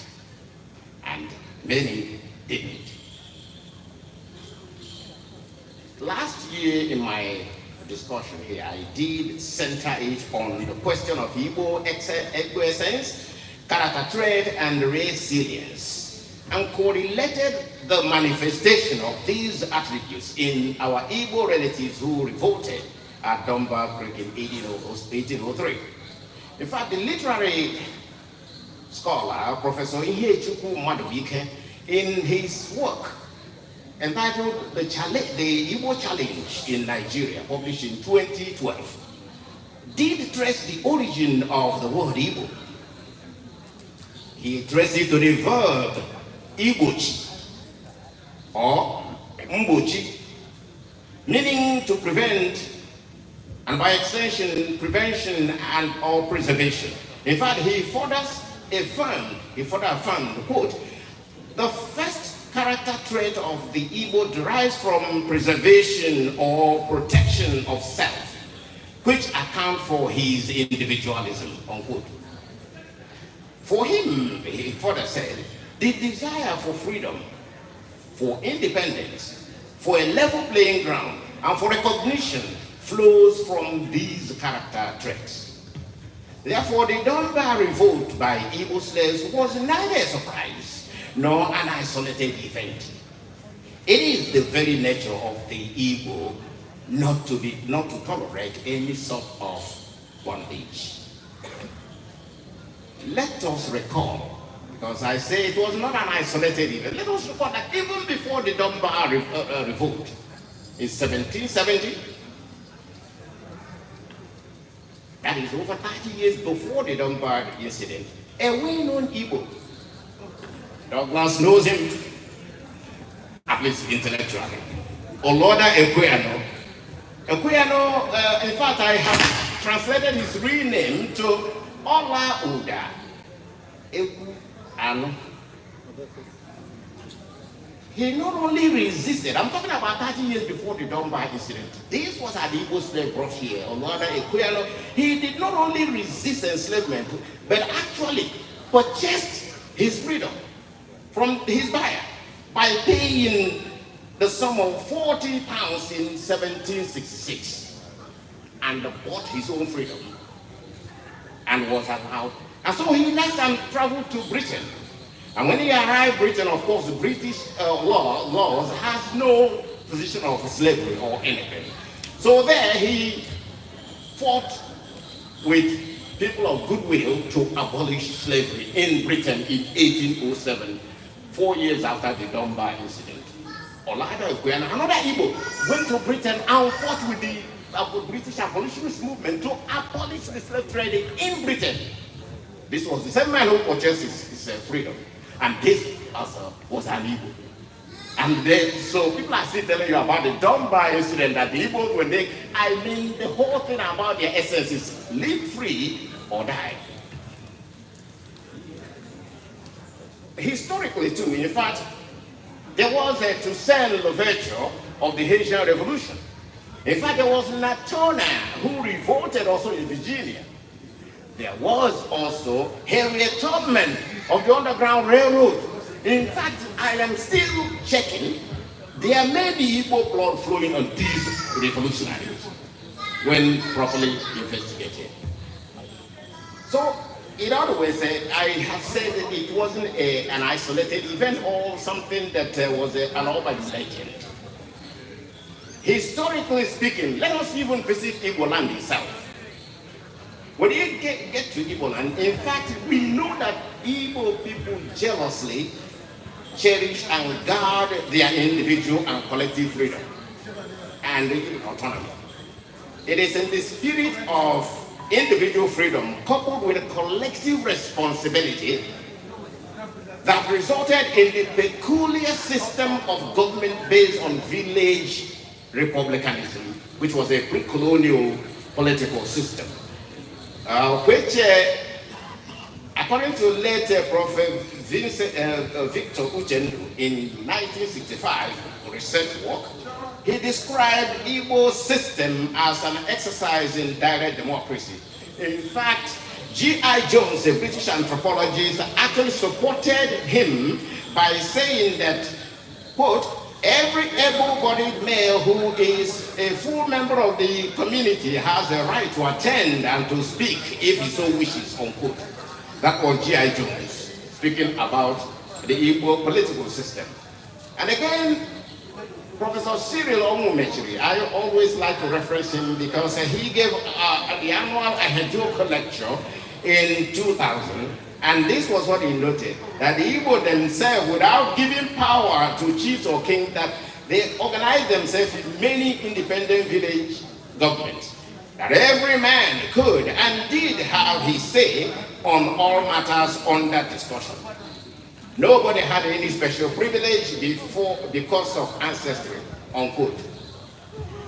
It was against this backdrop that Richard Henderson, in his book on the Chapeco, titled it The King in Every Man. The King in Every Man was drawn from that Igbo trait we talked about on the basis of political attribute.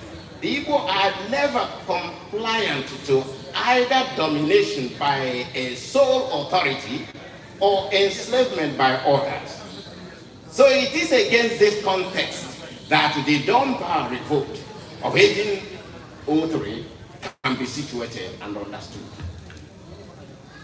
There are several reasons why for so long the British exhibited so much animosity towards the Igbo. I have to say this, and I keep saying it here, the British have never liked the Igbos right from colonial times, and I tell you why.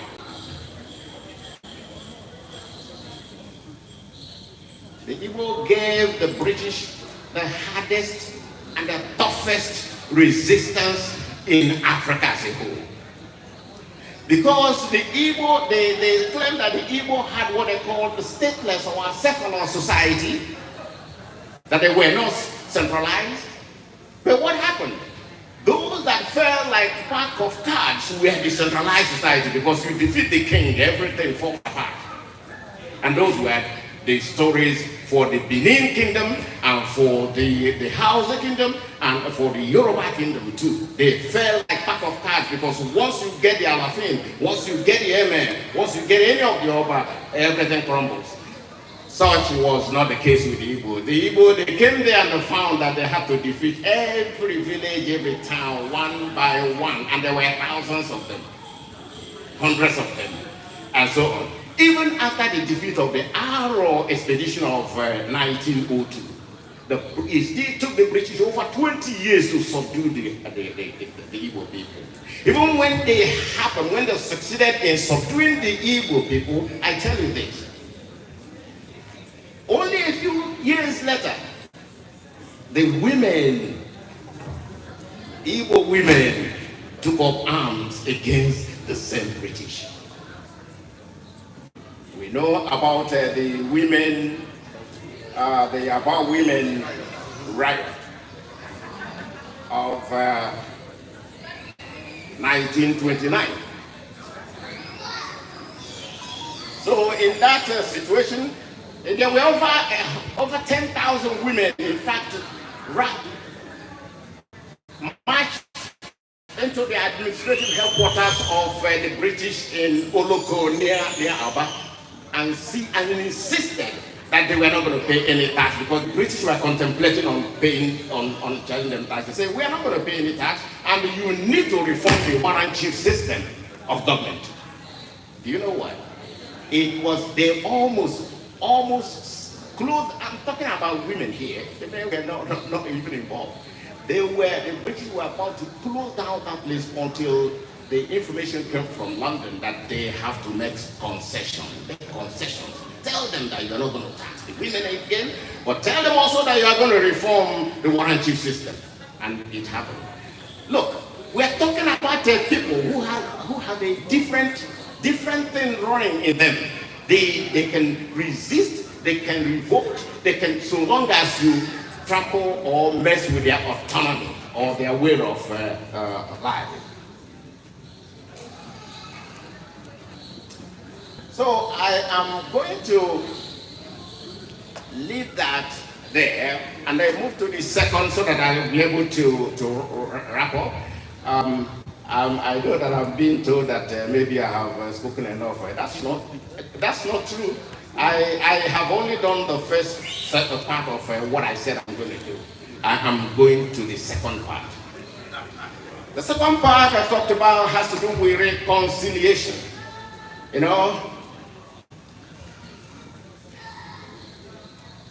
CISA has done a wonderful, fantastic job. I'm telling you, apart from CISA, no other organization is doing what they are doing here, trying to reconnect. It was so emotional to watch the Galagichi people here perform.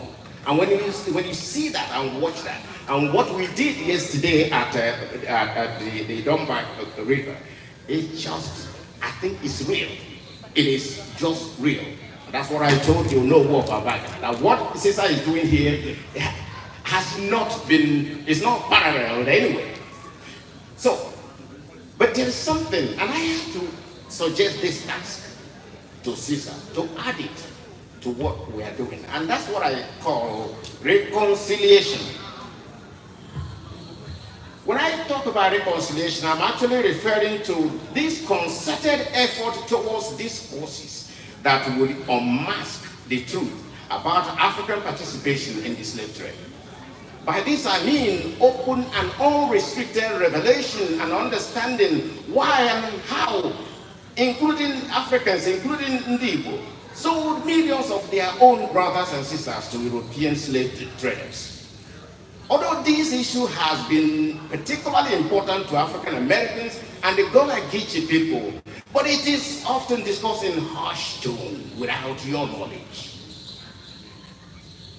Africans, including the Igbo, who live in the United States and other parts of North America, know too well that there exists this uneasy relationship or silent animosity between recent African immigrants to the Americas and the descendants of our enslaved ancestors, the descendants of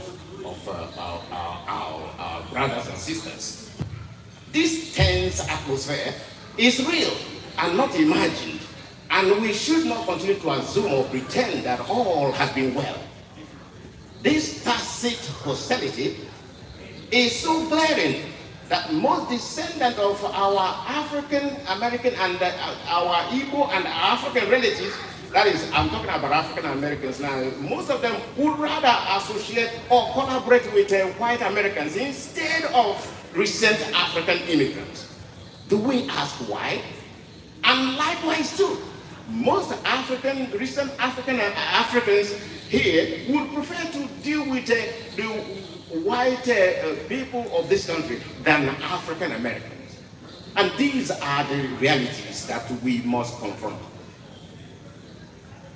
Where did this animosity come from? And how can it be resolved? Do they blame descendants of those who sold their fathers and forebears for the enslavement of their ancestors? The issue here is both psychological and emotional. It is traumatic. It's a trauma that they are dealing with. A few years ago, as part of our study abroad program, in fact, I took my students on a study abroad program to Ghana and the Benin Republic. One of our itineraries was a visit to the slave dungeon at Cape Coast Castle in Ghana.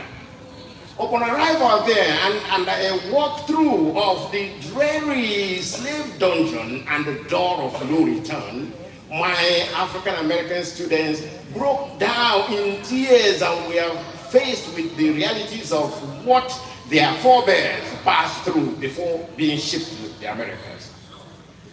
I fought back tears even as I tried to console them.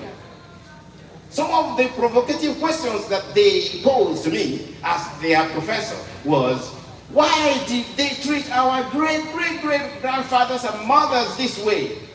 What crime did they commit? Why should it be them? Why did Africans sell them to the strange and greedy Europeans? Although I could not provide them with a ready answer right there and then, I knew that these questions are still in the hearts and minds of African Americans of Igbo ancestry. Even the Galagichi folks whom I appreciate so much, there are a whole lot going on in their mind. To what extent then have we attempted to address this question as a people, as an African, as an Igbo? Now, in her work, the recent work he did entitled African Voices of the Atlantic Slave Trade Beyond Silence and Shame, and barely noted in that quote, There is a deafening silence on the subject of slavery and the Atlantic slave trade in Africa. There's a deafening silence, he said. Under the silence are the palpable, I'm quoting, under the silence are the palpable signs of regret, pain, sorrow, guilt, and shame, unquote. Now, though she did not blame Africans on everything, because he still gave the bulk of the problem to the European and also American slave traders. But he said that something has to be done. And so what I'm just saying here today is, can we start a different conversation? Because even Bailey himself said that maybe something needs to be done in the way of forming something that they call the Truth and Reconciliation Panel. In the nature of what Mandela did in South Africa after apartheid policy. But that's what happens after a traumatic experience. That traumatic experience can be equated to like the slave trade and even the civil war that Biafrans fought. You never forget. It's always some kind of traumatic feeling when you have it. But the point here is that, can we do more? In other words, what I'm suggesting is, if we could have, or anytime we come to CISA conference, or any conference that has to do with African Americans, have a particular section or segment of that to actually talk about the realities. In other words, have we told them, our African American, I'm talking about the descendants of our brothers, our Igbo brothers, have we really sat them down? Because the cries that I heard in Cape Coast Castle at the dungeon was so touching. But have we told them that in way of reconciliation, that you know what? We told them that their ancestors really committed no crime at all.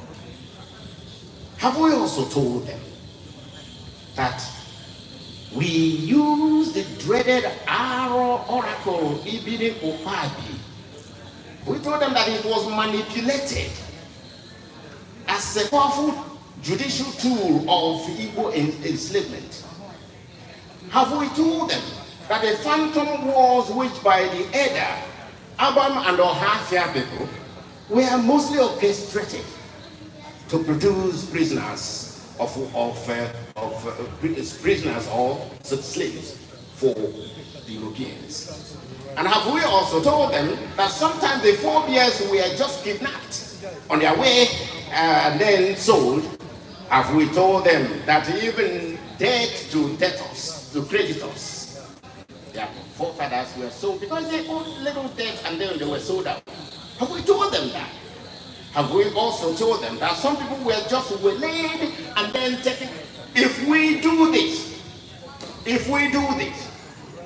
on a consistent basis, that's the road of reconciliation, because reconciliation is about what they call restorative justice. Restorative justice. The same thing today. Let me equate it to what the Nigerian Civil War. Today, the Igbo people are asking, why is the deafening silence in Nigeria about the Civil War? That war was traumatic. Nigeria doesn't want to speak about it, talk about it at all. The Igbo, it is still embedded in our soul as Igbo. Same goes with slavery and the slave trade.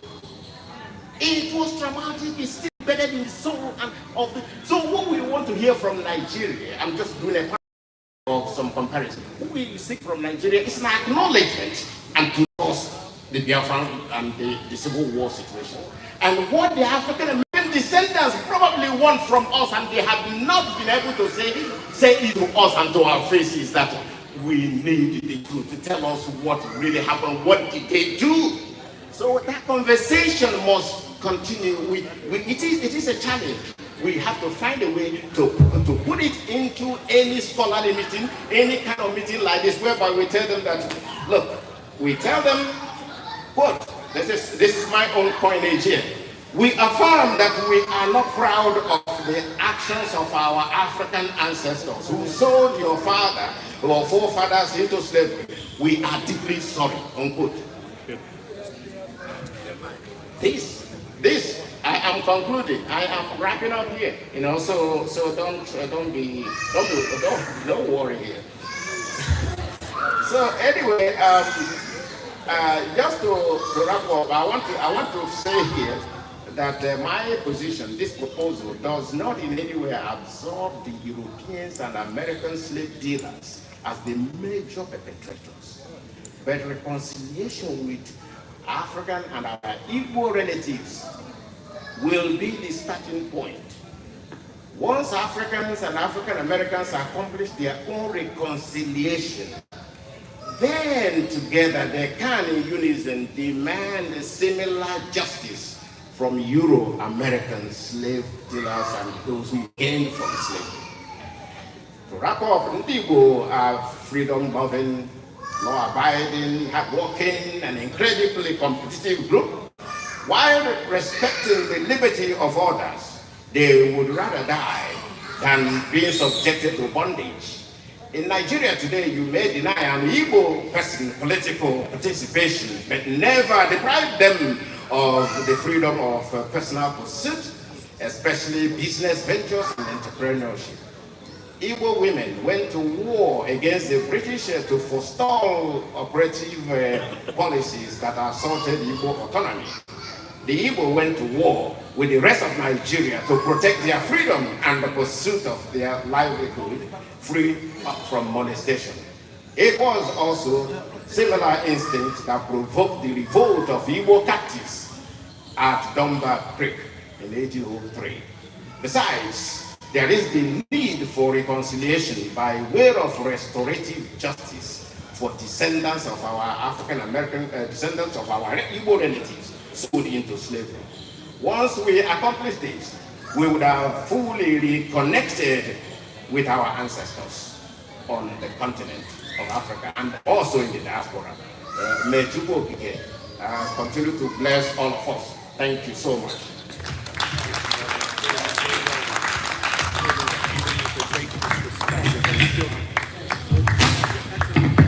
Thank you very much, Professor. I think there's a microphone over here.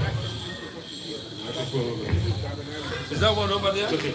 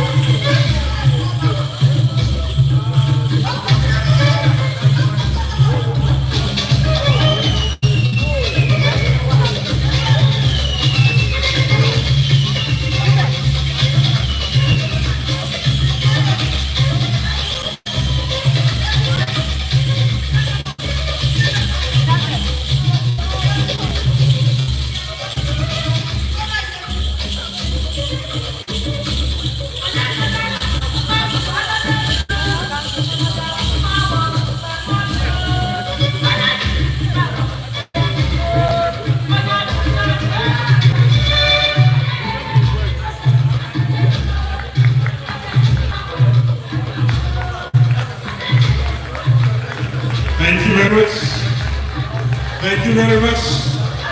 Thank you, thank you. Thank you very much. Beautiful indeed. Beautiful indeed. Beautiful. Indeed, it's a beautiful, beautiful evening. With a wonderful lecture we just received, it is important the significance of the lecture given this evening by Professor Moa as we reflect on the words that he used, as we reflect on those pertinent lectures Professor Moa gave about the impact of movement that happened in this city more than 250 years ago.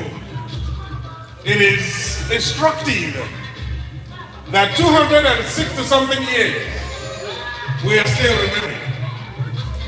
We are still remembering. The question I asked Dr. Moa, in your research, was 1803, the first rebellion of the Igbos on that slave ship. Was 1803 the first rebellion? Or was this rebellion a different rebellion because lives were lost? In your research, Professor, in the movement to Jamaica, in the movement to the islands, in the movement to Barbados, and all the South American nations where Igbos were taken to, when we listened yesterday as Dr. Wachukwu spoke, he said in Jamaica, they're all Igbos. He said in Costa Rica, majority are Igbos. He said when he went to Belize, many are Igbos. At what point, Professor, was this journey into these islands? We are here in Brunswick. We're here because 75 men walked. They walked. They walked home. In Jamaica, they lived. In Belize, they stayed. The boats continued. And they rebelled. And they rebelled. And they conquered their slavers. Most of those nations were never enslaved because they got there as free man and woman. The significance, great significance of what happened in this land more than 260 years ago. Next year, you answer those questions. When we arrive here, next year, Professor, you will tell us the journey of our people to the islands. As we sit in Costa Rica, a young, beautiful lady sits as the Secretary of the Parliament, Igbo, sitting right in front of a daughter of Igbo person. This is the essence of this lecture today. Professor Moa, we want to thank you immensely. We want to thank you for this work you're doing. Because you see, when people don't tell their story, others tell it for them. When you don't say I am, nobody will say thou art. So it is us that are telling the story of the Igbo nation. As Nigeria has refused to allow our story to be told. Our brother who came from Canada said, we must tell our story, whether directly or indirectly, through force or through cunning. However it can be done, that journey has started, that discussion has started, and it must continue. And to crown it all, Eri, the king of the land of the sun, Omambala, take me home. The king seated before us. The king seated before us. It is this whole essence of our being that CISA stands above all organizations. One people, one voice, one destiny. Akira, as you come to entertain our soul and our feet, always bear in mind that this great city is a rekindling, a renaissance. As Honorable Dr. Bailey said, a renaissance. No more lamentations. We weep no more, we rise. Weep no more, no lamentations, we rise. we right? Akira in the house. Yeah, before you go on, Akila, 1 minute. We are receiving donations already, and we need to acknowledge it. Anybody interested? I've got our Zelle number here so that that donation can be made. On that note, I want to acknowledge Dr. and Mrs. Gwim for donating a sum of $300. So let's put our hands together, and it's ongoing now. When Madam President spoke, she did say that we will acknowledge anything that comes in. It will go a long way to help us. We have our brochure too. If you need one, you can go over there and pick one and give us $20. Whichever way, everything is to support what we're doing, because it takes money to bring things like this together. While Madam President said we don't charge nothing, but any goodwill will be deeply appreciated. Back to you, Akela. Who can say for Jay? Mama will share Lamanya. Who am I going to look at? Amana Yumao. Who can say for the Hunda? Who am I? Who am I going to look at? Amana Yuma. What do you want? I will let you look at Kakelu with Wola. Nyekwala mwambia yeah. Hey, Igbo kwanu. Ima Igbo maka. And anyị kwuo okwu rie nri ṅụọ mmanya ndị eze ọ ga-arụrụ ụlọ mma. His Royal Highness, ndị nze na ndị ọzọ. Mamilita, ekele m gị nne m, nwaanyị mara mma. Ekele m ụnụ iru ugegbe. Ya ka m hụ na obi ọma. Akira Moses Abraham here last year. I'm not coming again this year. Chineke give me by the next year again in Jesus' name. Number Kaiga. Omemma. Onyemma Merome. Aha. Ogechi, kama. Ogechi, kama.